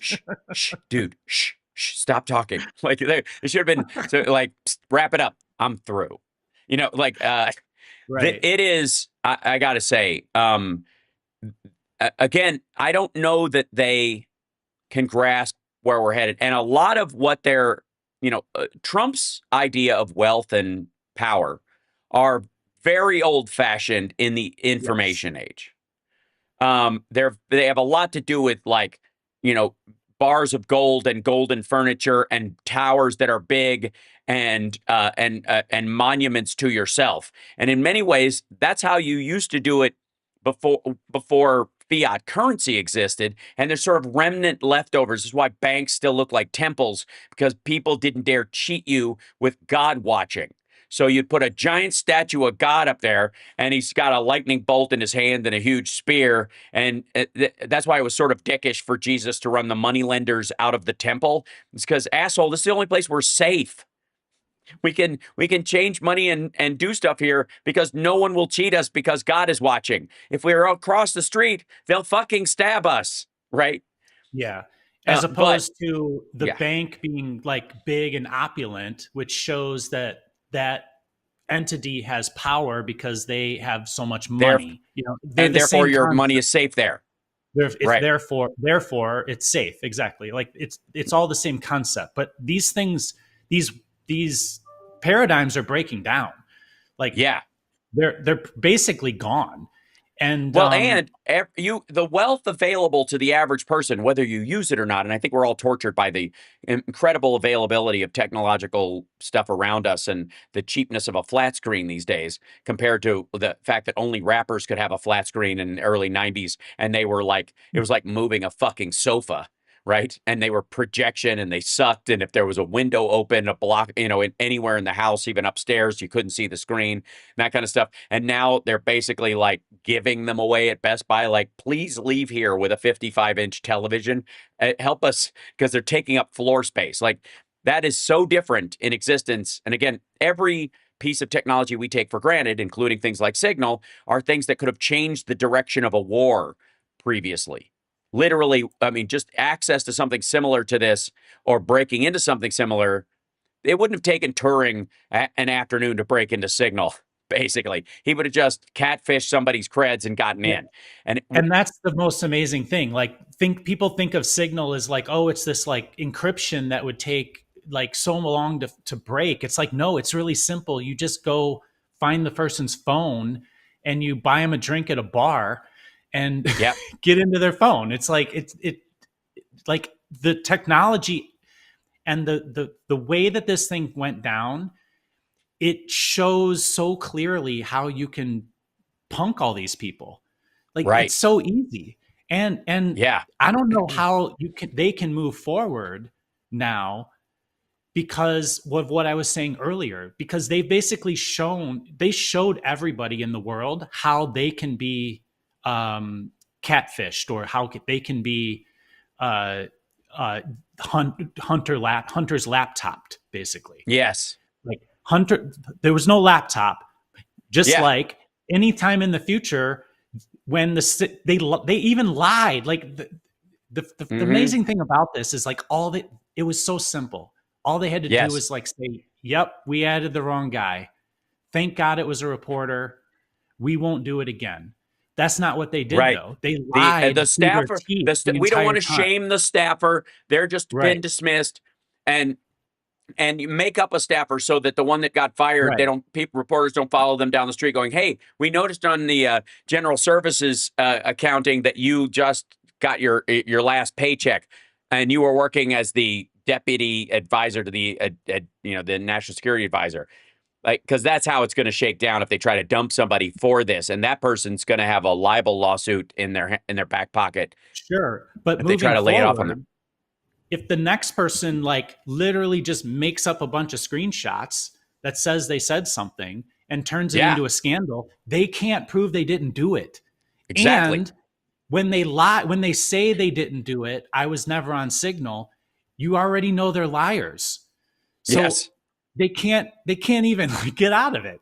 So Yes. that's to me is the worst part of, I mean the worst part. It's like a list of 25 things that are the worst part, but There will be something yeah. new. You don't have to pick one. It's like the top 10 lists of artists. Who's the greatest guitar player? Who cares? Whoever I'm listening to Right. today that's making me move. That's like, I don't need, there's no such thing as the greatest singer in the world or the greatest rock singer in the world or the greatest anything in the world, because it's taste. The same thing is true of the Trump scandals. They're all shitty and stupid and infuriating and embarrassing and gross at the same time. You don't have to pick one. Now, I want to go through a couple of stories with you and just kind of get let's do comment that. and thought on Sorry, these. I just went. No, you and I know this. I think right out of the gate, I want to show you something, and this has to do with the technological, brainiacs that are operating currently in the White House. And by the way, Carl Smith had this question: how is augmented intelligence used with artificial intelligence? Other way around. The augmented intelligence is you with your phone, kind of, but that's Neuralink type stuff, and this is kind of related.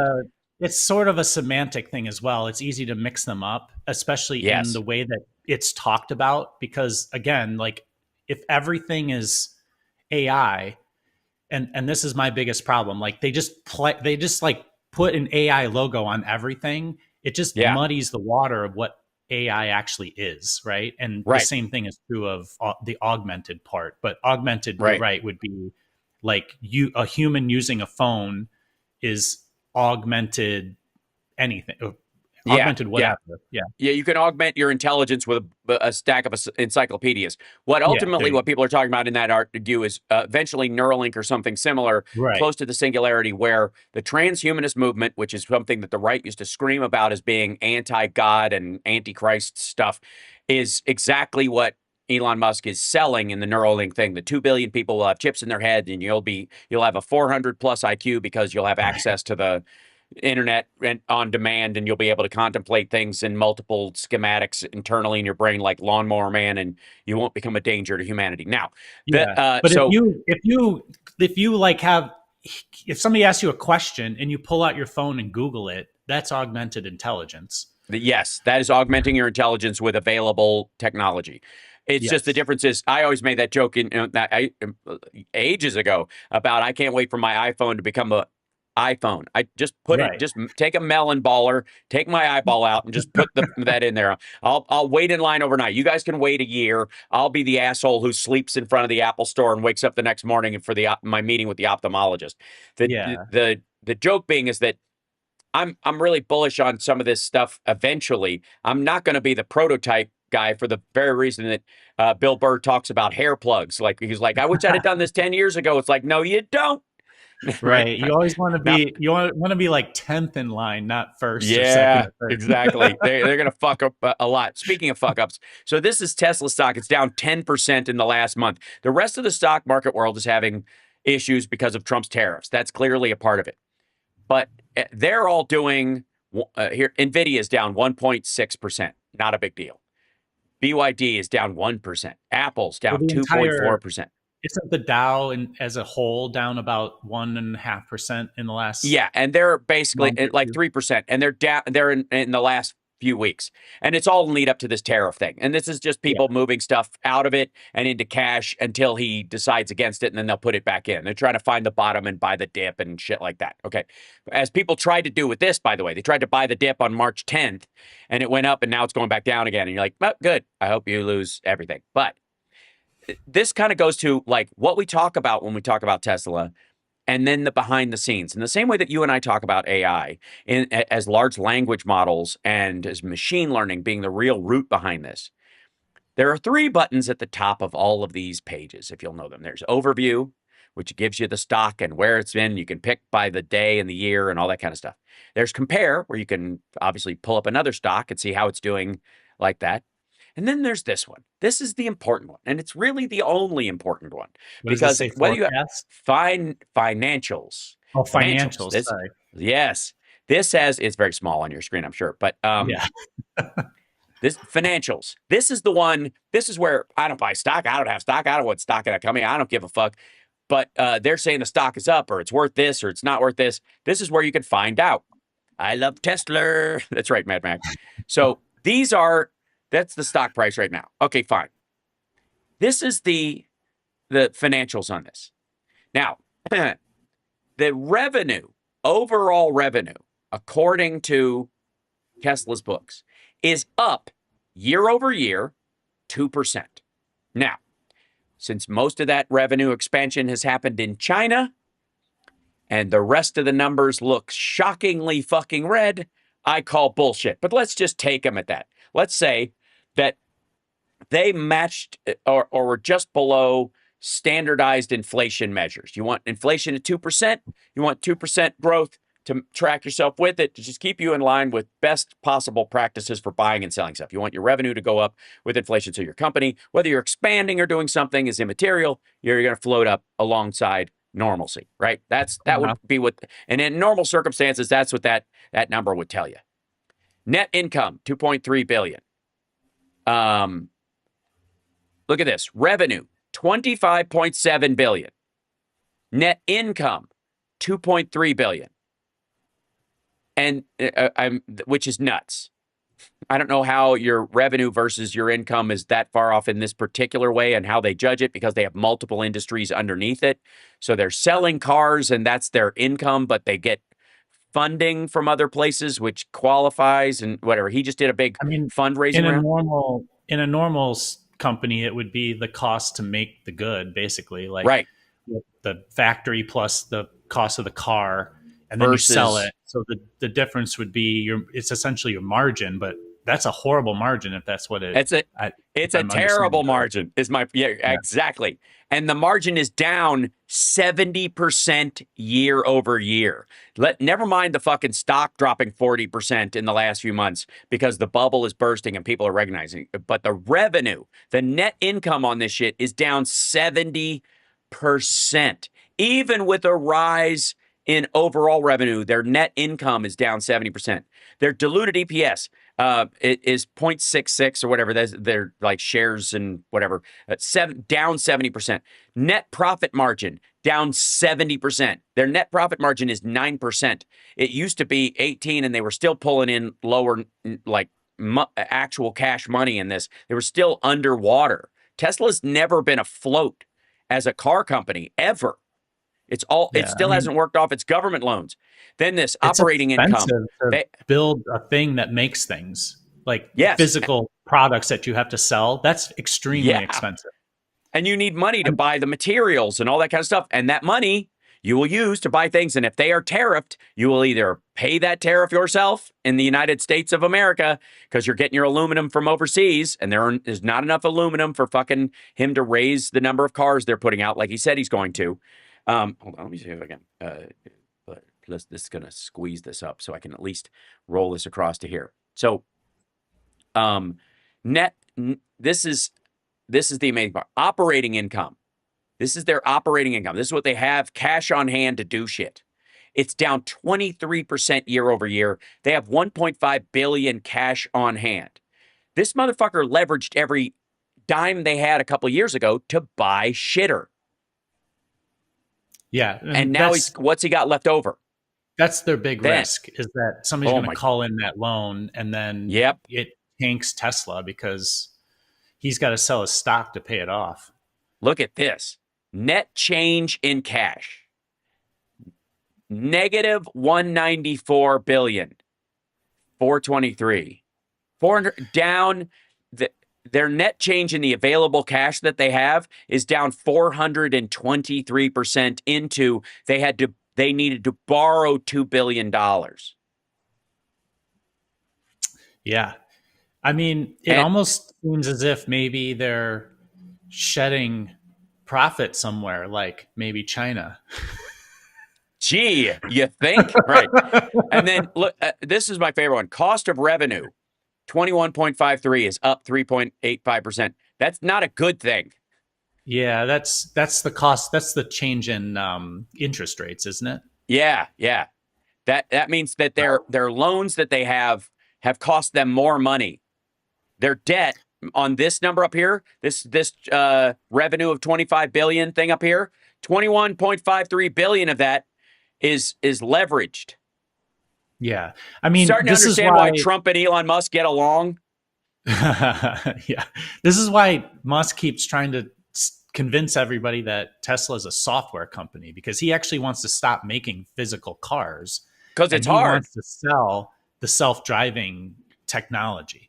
He wants to try to develop that and then sell it. But NVIDIA just signed a deal with GM and Ford and all these other companies for exactly that, and theirs is better. It's crazy. I'm not saying that it's a good idea. I'm just saying that's what his goal is, because he can see that it's not a good idea to make, like, I always say this, like, the way that all of these billionaires and whatever heirs, like, a lot of them are making software. And the reason they're making software is because it's way cheaper and less risky. When you make a physical thing, of a widget, a physical widget, it's way harder, like exponentially harder. People expect it to fucking work. If a piece of software just dies on your phone, you get frustrated. But if the phone heats up and blows up in your hand, you've got a myriad of lawsuits on your hand because you had a shit battery in it. Now, this is the other thing I wanted to show you in relation to this. This is the Q1 delivery consensus. 377,000 EVs, which, by the way, are largely in Asia and probably don't exist as far as we know. Like, I'll believe it when I see it, is what I'm saying. Yeah, it's those Worst pictures performance of in big, huge parking lots in China where they're like, look at all the Teslas we made, just like the Mhm. ghost cities. Look at all the buildings we built. Right, yeah, that are falling apart and no one's using. Right. By the way, the new general consensus on the population of China under 500 million, with as many Really? as Is that yeah, wow? 350 million dead from COVID, I was I according to the my like Japanese in and the my head, Russians. I was it's thinking between 6 and 7 or six and seven Me too. fifty. So they're under 500. Under 500. Yeah, Holy that's moly! the new. Yeah, it's fucked up, and because people are still dying. Never mind the Wow, towns that got flooded completely, wiped out, entire towns underwater, but only 9 people got injured. Fuck off. wow. So That's yeah. that's amazing. Where did those numbers come from? So the Japanese, there's the Russians did it on local population birth and death rates, Okay. and the Japanese did it on salt consumption, and the Oh, and the interesting. they went. We used to They sell. overlap. We now sell. Uh, we used to sell enough salt to them that would make sense if you had a population of 800 million people, not a billion four, but Right. 800 million. We used to sell them enough salt where we don't sell them all their salt, but you could tell if they're getting this much salt from us, they probably have this many people, because that's how it works out in every other country in the world. We can tell if we sell you something, we know this many and your population will buy it. This many, it will carry on. Anyways, so they went, we now sell half that. And it's not because their food has gotten less salty. Um, Hmm. yes, Wow.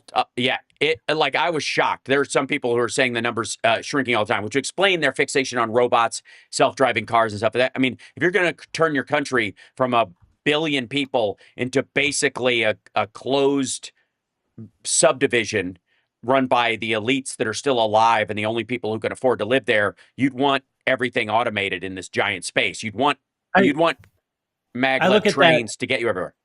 I look at that equation in a different way. Like because they want to be the factory of the world, they would want Yes, to they make have. all the components to automate everybody else's factories. So essentially Uh, they want to be the supplier to the automated factories in the US. And when sure, I say supplier, they're supplying like components like motors and servos and PC boards and chip right. like the not the Nvidia chips, but like the little chips, like the Yes, Arduino the toy style. Like chips. Yeah, yeah, yeah. right. Sorry, I go ahead. agree. And I would like to remind everyone that if you buy any of those things, start looking at the made in sticker, and increasingly you will see South Korea and Vietnam on Yes. those So very chips too. a lot of So, the Chinese companies they moved their factories to like the Philippines or Malaysia, mhm, and it's sort of like what happened with Hong Kong, where because we couldn't buy directly from China, everything would ship to Hong Kong, and then Hong Kong would ship it to us. Right? That's yeah, why Hong Kong became Hong Kong. Um, yeah. so it's sort of like that, where they were like, "Oh well, if you can't import it from China, we'll just move our factory over there, and the corporation in China will, Call own the factory in the Philippines or wherever, and yeah. or Well, in this, yeah, Mexico, for that matter." yes, which is what they were trying to do, which is why the Biden Right? administration raised the country of origin rules, and Trump like came in to look the other way, and now he's trying to fix it with tariffs because it wasn't in USMCA, which was a piece of shit. Now, one of the other things, and this kind of goes along with our dear friends who love to yell "eat the rich" in the chat and the kind of thing, and the AI will only be for rich people and blah blah blah blah blah that we keep Yeah. hearing. No. No. No. No.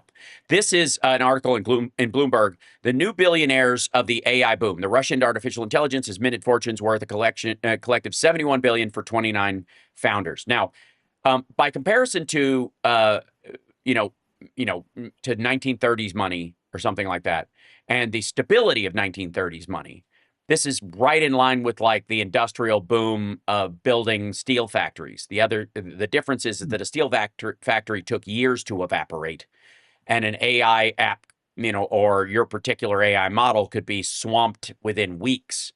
So your money is largely like Elon Musk's vaporware until you cash out.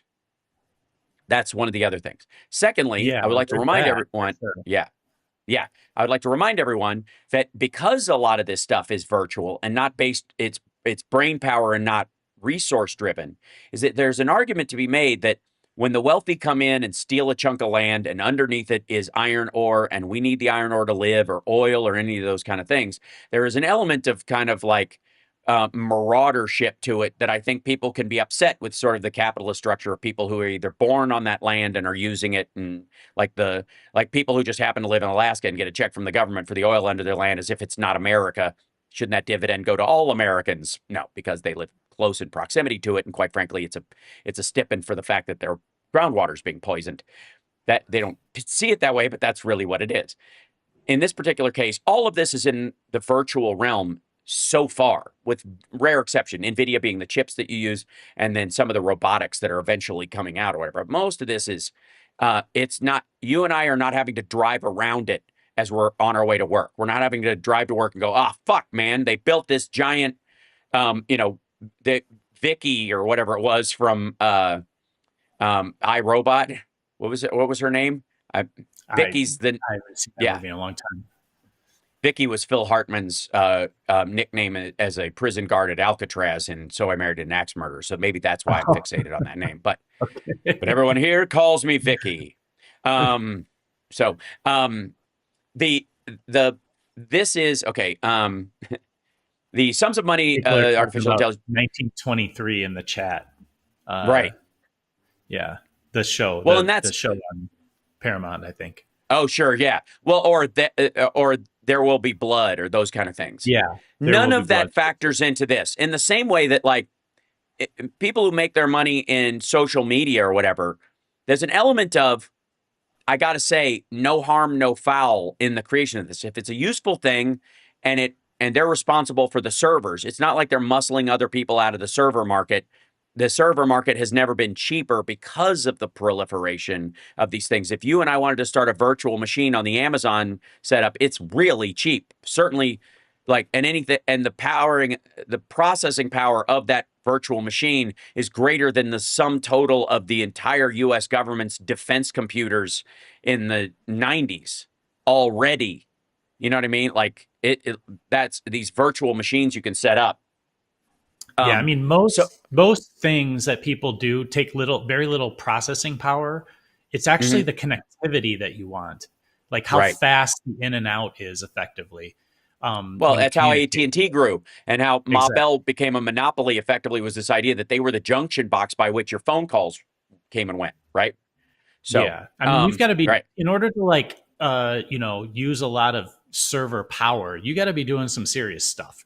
Like, yes. I mean, like the difference between Netflix and like some, Shopify site. The Shopify site's very minimal in terms of like actual server power. But what the Shopify site needs, if it's just your like mom and pop store that's selling online, they just need the speed of that to be equal to the experience if you went to Walmart.com or to Amazon.com. Right? So that they're on par in terms of like the user experience, essentially. And that is getting so much faster all the time that there's a point where the computing power is going to surpass even the lowest levels of these things. Are going to have a quality experience that used to be premium. Right. And it's not okay. It used to be that to have premium furniture in your home that looked nice and was modern or whatever was, I still have a rocking chair upstairs that my great grandfather made for my grandmother. And he whittled the goddamn thing. And it looks like something you would see from a company that makes fucking rocking chairs, because he made it in a woodworking shop, and in 1930, some shit like that, in his barn, and that rocking chair would be a premium thing. You'd pass it down almost as an heirloom, because to find another rocking chair or be able to buy one for the house so that when somebody had a baby and you needed to rock the baby to sleep, it was a machine in the house that became necessary. Then they became easier to get, and suddenly they end up on porches. And all throughout the South, you see people sitting in rocking chairs on porches because they were more available, because manufacturing reach this level where, okay, you make the little bowed part of that, and I'll make the pin parts and whatever, and we'll assemble it in the factory, and then we can crank out Sears rocking chairs. There's an element of that to computer technology, the Moore's Law idea, where everybody talks about how everybody's phone has more computing power than they had to get the Apollo astronauts to the moon. Well, that was 20 years ago. Now you have the power of NORAD in your pocket. You just more than likely use it on Shitter and Amazon and to, find your keys, which is very useful, and, or your other devices, that kind of stuff. So the availability of this technology and what it can give to people in terms of their lives is expanding all the time to the point where we take it for granted. This is the same thing with this AI thing. And this is the quote from the article that I think is different than you're talking about making real things. When you have to dig, you have to set up a mine, and you have to extract the ore, and then you have to refine the ore, and then you have to make it into a high tensile steel, and then you have to experiment with that high tensile steel and make an alloy that's even stronger than the steel that you made with just the ore, and then you build, and then you make a rail that you can sell to the train company. There's a whole process, and even shutting that down is a monster. So the money needed to just get it rolling from a capital structure required a huge bet by people that already had money because they made a similar gamble in their family 3 generations earlier, that kind of stuff. Right, and so the rolling wealth pile had to, the capitalism structure that you needed to build material things was an extraordinary, it was a behemoth. It was a fucking cruise ship, and it couldn't turn on a dime. The velocity is different, said Rick Gordon, a Silicon Valley-based senior managing director at Citizens Private Wealth. It's happened, I don't want to say overnight, but it's happened very quickly. This is the velocity of what? Of AI, the development of AI.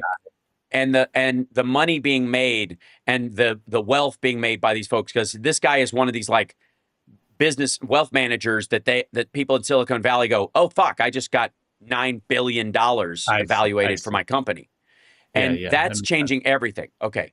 So this is the other part. So OpenAI, you'll remember Sam Altman shows up at that like gaggle with Trump about investing in the future, and that they're going to OpenAI, and this is so beautiful if people can follow me on this. So OpenAI says we're going to invest $200 billion or whatever in America over the next little bit, and Trump's like they're going to do $400 billion. No, I said $2,000 billion. Like he just always inflates whatever it is. Yeah, he multiplies everything by at least 10. Yeah, exactly. And he brings out Masamoto from SoftBank and says SoftBank is going to invest like $200 billion, $100 billion, but I think it's more like $200 billion. And Masamoto's like, yeah, we're going to probably do $200 billion. Why not? Well, it's overlap, kids. Do you understand? Right. Like SoftBank isn't directly investing. They're doing loan guarantees on other money from other people. So Trump is bringing out the guy loaning the money, the guy guaranteeing the loan, and the guy taking the loan maybe at some point in the future, and saying, and counting it 3 times. And then he's doubling the number. So that, $400 trillion or $4 trillion number that he's throwing around is just like the Doge.gov shit that we're seeing, where they're just counting contracts that went, that were gone years ago as part of the savings they're making this year. That's how they're operating right now. Yeah, the paradigm is basically like, look at all this money over here that we're either making or saving. Right. And then, by the way, we made all that money and we saved all that money, so now we can lower taxes. Right. That's it. That's the story. That's what he wants. Simple. Right. So, meanwhile, this is the part where, how I'm talking about all the time that there's a train that's left the station and it's going to cross the tracks, and we know exactly how fast it's going, and there's no way they don't hit.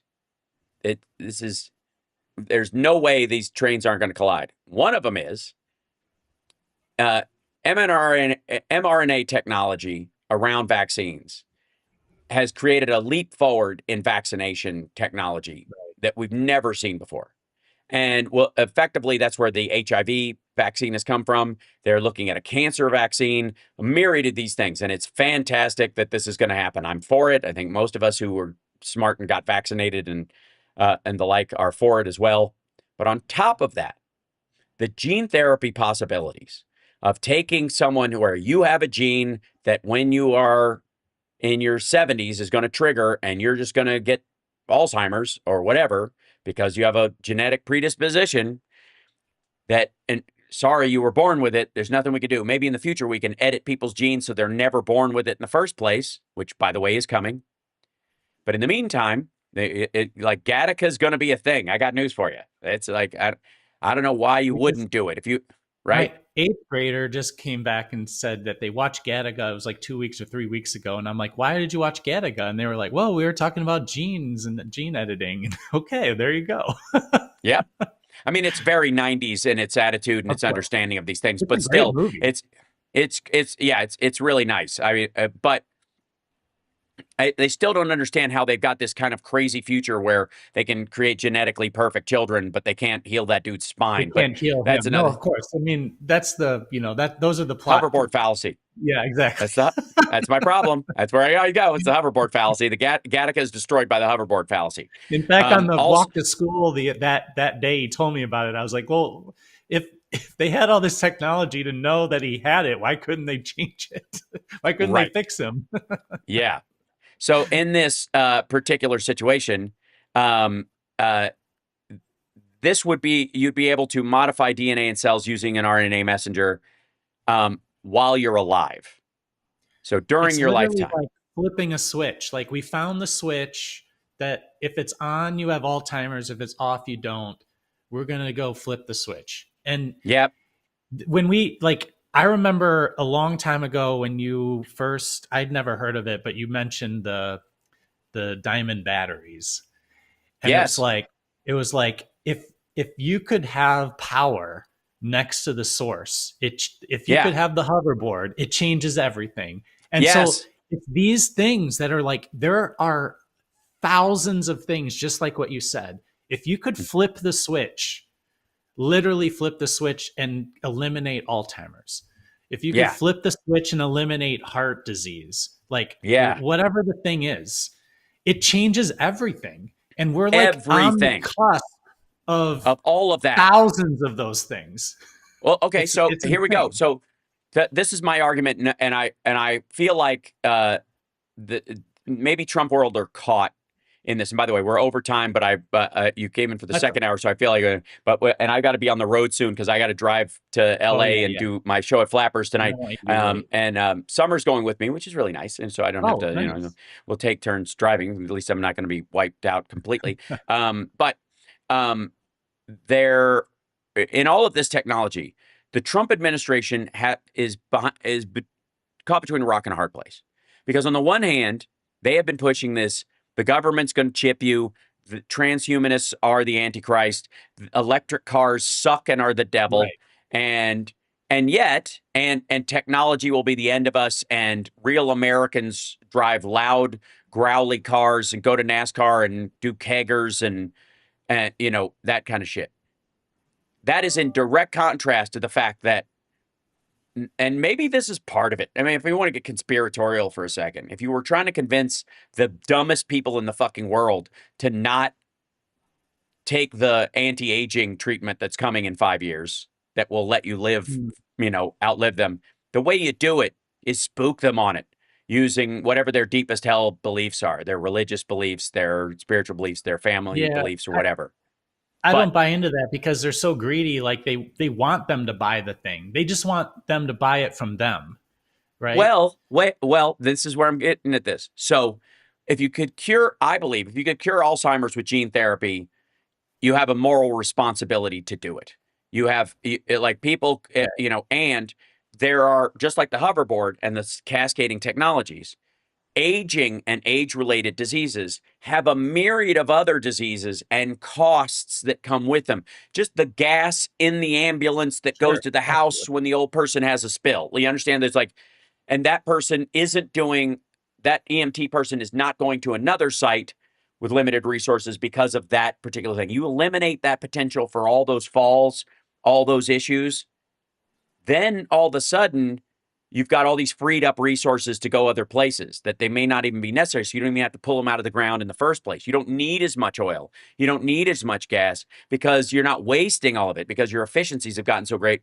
So it becomes cheaper for pharmaceutical companies and everyone else, and for the government, certainly, if you get inoculated against cancer and all that money that Medicare, Medicaid, Social Security has to pay to people who are disabled because of cancer, all the debt and secondary aspects, the thing that like they can't invest their money into the economy because they're just spending it trying to stay alive.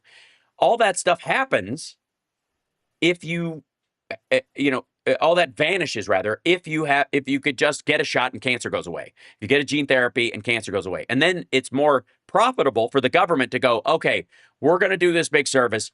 Everybody, we've done it. It's cured. We know it works. For the last 6 years, we've been using this on people who have gotten cancer or before it, and the rate is fucking zero. So come on in and get your anti-cancer vaccine and you'll never get cancer.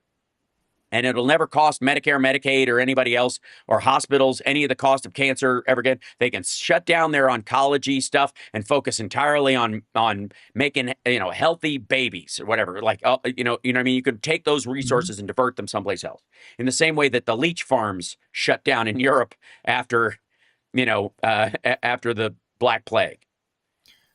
So, well, the question would then become, if you had the ability to take the jab and you chose not to, and then you got cancer, would the government fund your treatment for that cancer? You see what I'm driving at?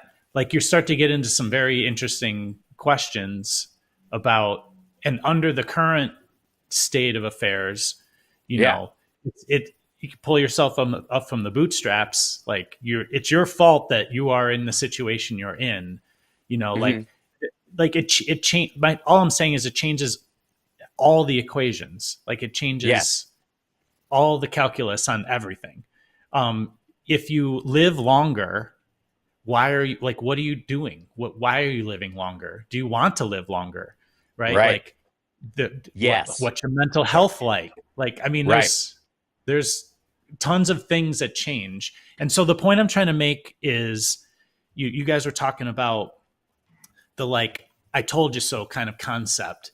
And like, I've always tried to like try to figure out a way to articulate getting away from the I told you so and more into the action oriented. Like, if you proceed this way, it's highly likely that the outcome will be something like this. If you proceed that way, it's highly likely. And when you get there, a nice way to not have to say I told you so is to say, well, it's obvious that if you elect a flim flam artist and he told you all the things he's going to do, like, it's obvious that this would be the outcome. Now here we are at the outcome. So maybe we should do the other way. Like, let's go back and look at how we used to do it and maybe make a new version of that. And instead of being like, well, if you're stuck in the past and you're like, if only they would have done it the way I would have done it, this is all going to be different. And switch your mind into, like, they just proved that the other way was a bad way to do it. So let's talk about the good way to do it and move forward. And I think that's like the way out. That's the way forward. Yeah, I think there's certainly a play to be made that thanks to everybody in Trump's cabinet for showing us that thing that they'd been hoping would work this whole time, and they were like, this will fix everything, doesn't work. You can't fix everything that way. It's a dumb plan. And he's going to continue to do that. The tariff shit, which is happening next, Tuesday, Wednesday, whenever it is. Well, maybe. Right. I mean, but it's a lot like it's going to land a lot like his crypto shit. Now you could argue maybe it was never meant to go, and he knows when they talk about this stuff, it's going to dip the stock market, and then he's going to come in and go, it's only for a couple of things and it's no big deal, but we're going to liberate ourselves because a new sheriff's in town and blah blah rhetoric, and the market's going to go, fuck you, man, and everybody's going to buy back in and drive the price up. And he knew he was going to do that. And people around him knew he was going to do that. And Navarro and all these people Right. bought a bunch of stocks. And it's just standard. There's nothing new about it. It's just standard old-fashioned shitty corruption. Even if it's not like some stock market scheme, it could just be as simple as like, I want to convince the head of all the auto industry and the unions to come to the White House and like, you know, talk to me about trying to solve the problem. And then when he does that, he has a press conference and he makes up what they talked about. And, yeah, so-and-so came in and said, I was the greatest president that ever lived, ever. And maybe now I might not do the tariffs, right? Like, or maybe they freaking pay him something. Who knows? Like, we'll build a building. I mean, that's what he did with the law firms. He said, well, you now go give me, $40 million of free whatever, defend me in court for free, and I'll take the executive order away. But it like, there's like, I honestly, like, when he's made all the promises he made coming up to the election, a lot of people think all the tariffs are on right now because the story was tariffs on February 1st, tariffs on March 1st, tariffs on April 2nd. Like that was the story. And then did they hear the March 2nd? Did they hear Trump turns off the tariffs? I don't know. Maybe they didn't. And so he's creating a reality. And this is what I keep talking about. Like he's trying in the statements and the back and forth. He's trying to create a reality, which is not real. Right. So maybe in effect, MAGA thinks that there's tariffs when there are very few differences between the tariffs now and the tariffs that were under Biden. And if he keeps going back and forth, he gets to the end of the year and everybody thinks he put on 5 billion% tariffs when in actuality he raised them by 5%. You know what I'm saying? Right. Who knows? While cutting him on other stuff, cutting him on like junk food goods and shit like that, so he can, so they won't, so the right people won't feel it. Now, ultimately, the reason he's doing this, and we know this, and why he needs these tariffs to work, that's why I think there's a reality to it, is because it's how he's going to pay for his tax cut. It's the only way he can do it. That's the key. That's why he's going to actually do it. $400 billion or a $1 trillion in tariff revenue, then he's going to call that. He's going to say, now we saved $1 trillion or we made $1 trillion, so we can do $1 trillion in tax cuts. Okay. That's right. It's that easy. But they can't, and it's not going to work, and they know it. Well, you showed the article. It was 40 billion, but according to him, it was 120 billion because he multiplied it by 3, and then he multiplied it by 10. and so in his mind, he's like, I just made $1.5 trillion, right? Like, so tax cuts, and it's like, well, you lied about the 40, right? Yeah. Well, this is the other thing too, is this is a White House official speaking on the conditions of anonymity to Axios. Right. If we renew tax cuts for the rich paid for by throwing people off Medicaid, we're going to get fucking slaughtered. And that is a fact. Like, they know it. Yeah. Like, and they mean maggots are going to come after them in the same reason. In the same way that I showed that MAGA junkie influencer lady who lost her job and was crying on fucking television about losing her goddamn job because Doge cut it. Yeah. So my thing is like now, okay, you realized you did something wrong. Okay. You did something wrong. We all agree. Let's fix it. Like, that's the message, right? Like, agreed. I think personally, not ha ha, you deserve it. Right. Fuck you. Right. No, it's you were fooled. Let's move forward. Let's fix it. And let's try not to do this again. Here's how we try not to do this again. Yeah. It's really the only way we can move forward, in my opinion. Otherwise, we're just, in WWE wrestling, constantly arguing with each other for the next 2 decades. Right. I think the phrase of the next week from Trump and his crowd will be this: modest stagflation. Wasn't that like the most evil word ever in like a year Yeah. ago? Oh, well, yeah, stagflation, absolutely. Yeah. Modest stagflation. How do you modestly like It it either stags or it doesn't. doesn't, Right? right? Exactly. Do you even stag, bro?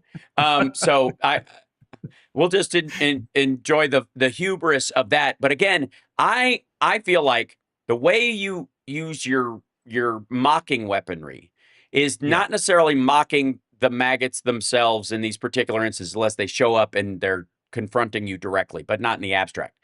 But that you do it towards Trump and his crowd, and you draw attention to how inept, incompetent, embarrassingly stupid, weak, misinformed, self-involved, all those things that are true, Yes.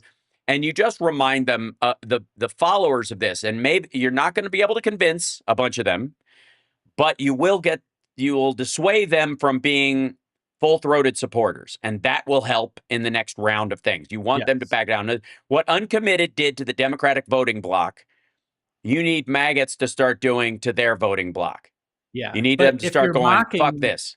if you're mocking those people, this is my thing, is don't say the cabinet is there because Democrats didn't stop it. You say Right. the cabinet is there because 53 Republicans voted for it. Yeah. That's the key. Like, stop Right. blaming Democrats for something they Right. can't stop, and Well, start the blaming the majority people of the that people, made it happen. yeah, and I take it as understood that most of the people who go, the Democrats should have stopped this and they didn't do anything, are people, that's their way of telling you that they voted for Jill Stein, or they voted third party, or they actually voted for Trump. This is I mean, them covering their ass. it's pervasive though, because like no matter what, you watch any, I mean, the Bulwark, it's obvious whose side that they should be on, and they still Right. do it. They'll talk for 20 minutes about how awful Trump and his people are, and then be like, yeah, but the Democrats, they didn't do anything Well, about it, they you know? are. I will And it's say that that the Bulwark, like flippant Tim, end. yeah, well, also Tim Miller and those guys are. He's a Republican. He was a Republican. He worked for a Republican, and Of ultimately, the idea course. is that they And like the Lincoln Project. They want to eventually be able to. They want to have a home to go to, so they can't. absolutely. Yeah. I'm just saying, when they like when the Republicans are going to do it anyway, and then the Mhm. people in the middle, they're going to do it, and then all of a sudden that becomes the language, and then you'll start to hear Democrats do the same thing, like, well, but the Democrats, well, but Mhm. they didn't do anything, yeah, but Right. it's those little flippant mind worms, I Yes. call them, like, that we got to get out of our language, in my opinion, Yes. because Right. Which, yeah, you cannot be trapped in jargon. You yeah, cannot. And again, the people who insist that everybody use the same language to describe everything, especially when we get into like the social justice warrior crowd, that you must use the proper language and you must language it properly every time, or you are the enemy. Let me tell you something. You are the equivalent of the ugly American tourist in the 80s that would go, French fries. Hey, it's France. French fries. What the and where is the hotel? These people are fucking stupid. Like, that's the same thing. It's the same thing. Yeah, and that's the TYT thing. TYT is basically the political version well, of a of yeah, it that's a of an completely different asshole tourist yelling at everybody that they don't. I don't speak French. What the fuck is wrong with you? And you're like, well, you're in France right now, dummy. That's yeah. Anyway, so I'll let you go. Thank you so much. Absolutely. I Well, do. great to see you. Yeah, you too. What were you And gonna say? I'm looking forward to May 3rd when we're in town. It's going to be a good time. Absolutely. And yeah, and Rob Glenn, Root Design, Chicago, my favorite city in the whole world. By God, It's the best. it is the best. It is. It has the largest freshwater supply in the world, is it? It's Yeah, definitely in kind of. the nation. Yeah, it's pretty damn good. This And this we have is a so much great fresh place. water. We can dye Go it ahead. green one day a year, and That's and the it river. creates glacier sized like snow piles along the lakefront every year. Well, So yeah. if Armageddon hits, Like, we don't really get tornadoes here too much, but we Nope. got water. It's a great place. It's a great place for there's no oceans encroaching on us as seawater Nope. rises. Nope. And thankfully those pig slaughterhouses back in the 40s kept people from moving there too quickly, so it grew naturally. Also, Those are all I'd like to say for the record, I have a plan I want to talk to you about one day, and we might have to 3D print it, is that turn the Sears Tower into an amusement park when it's no longer necessary for office space, because people are working from home, and so you could have a like on a cruise ship, they'll often have those roller coasters that go outside, and those kind of things, and like floors that have different experiences. Right, yeah, just that's how you get back down to the ground if you want. You can go, but like multiple floors turned into rides and that kind of stuff, and you just take the elevator to the ride and that kind of stuff, and I'm just telling you, it could work. This is the first repurposed mega structure in the HalSparks world. That's right, and the robots will build it for us. All right, I'll let you go. Thank you, brother. You, man. Have a good one. All right, there he goes. Oh, I forgot to have to kick you out of the thing in the background. That's this rude of me. There we go. Hold on. And there he goes. Yeah. All right. Now you're free. Thank you, sir. All right. And thank you guys too. I gotta go. I gotta drive to LA and do a show tonight. If you're a Patreon subscriber, we will be live streaming the stand-up show tonight. I have not written any jokes for it because that is how these shows go. I do not prep. Whatever I'm thinking about the second I walk on stage, and nothing else is what I joke about. And most often, I will say, with rare, if any exception, I will put any of these hours up against anything you'll see on Netflix or anywhere else that people have workshopped for a year. So yeah, no afternoon show. I will be on the road. So apologies, but radio tomorrow at the regular time, and that'll be that. And then starting next week, back to abnormal. Only thing I have coming up over the next little bit, of course, is I'm at Rockin' Pod. Rockin' Pod will always be Rockin' Pod to me. Good old Rockin' Pod. Rockin' Pod in Tennessee. It's in Nashville, and just works out that way. And I'm gonna go. I'm doing stand up there, and I'm also singing on the Rare Hair Jam that they're doing. I don't know which songs I'm doing yet, but I'm very excited. I gave them a couple of options, and I think they're exciting. And then what else? Oh, May 3rd, obviously the WCPT thing. And but other than that, I'm yours, community. I'm yours. And hold on, I have to fire up this theme song so we can get rolling. Yeah, this will work. All yours. All right. Come on. Everybody, come on. And I will see you guys tomorrow morning for the HalSparks radio program, Mega Worldwide. Have a button. Turn this off when I fight. It's up there. There it is. Hit that like, everybody. Share the show, will you? Come on.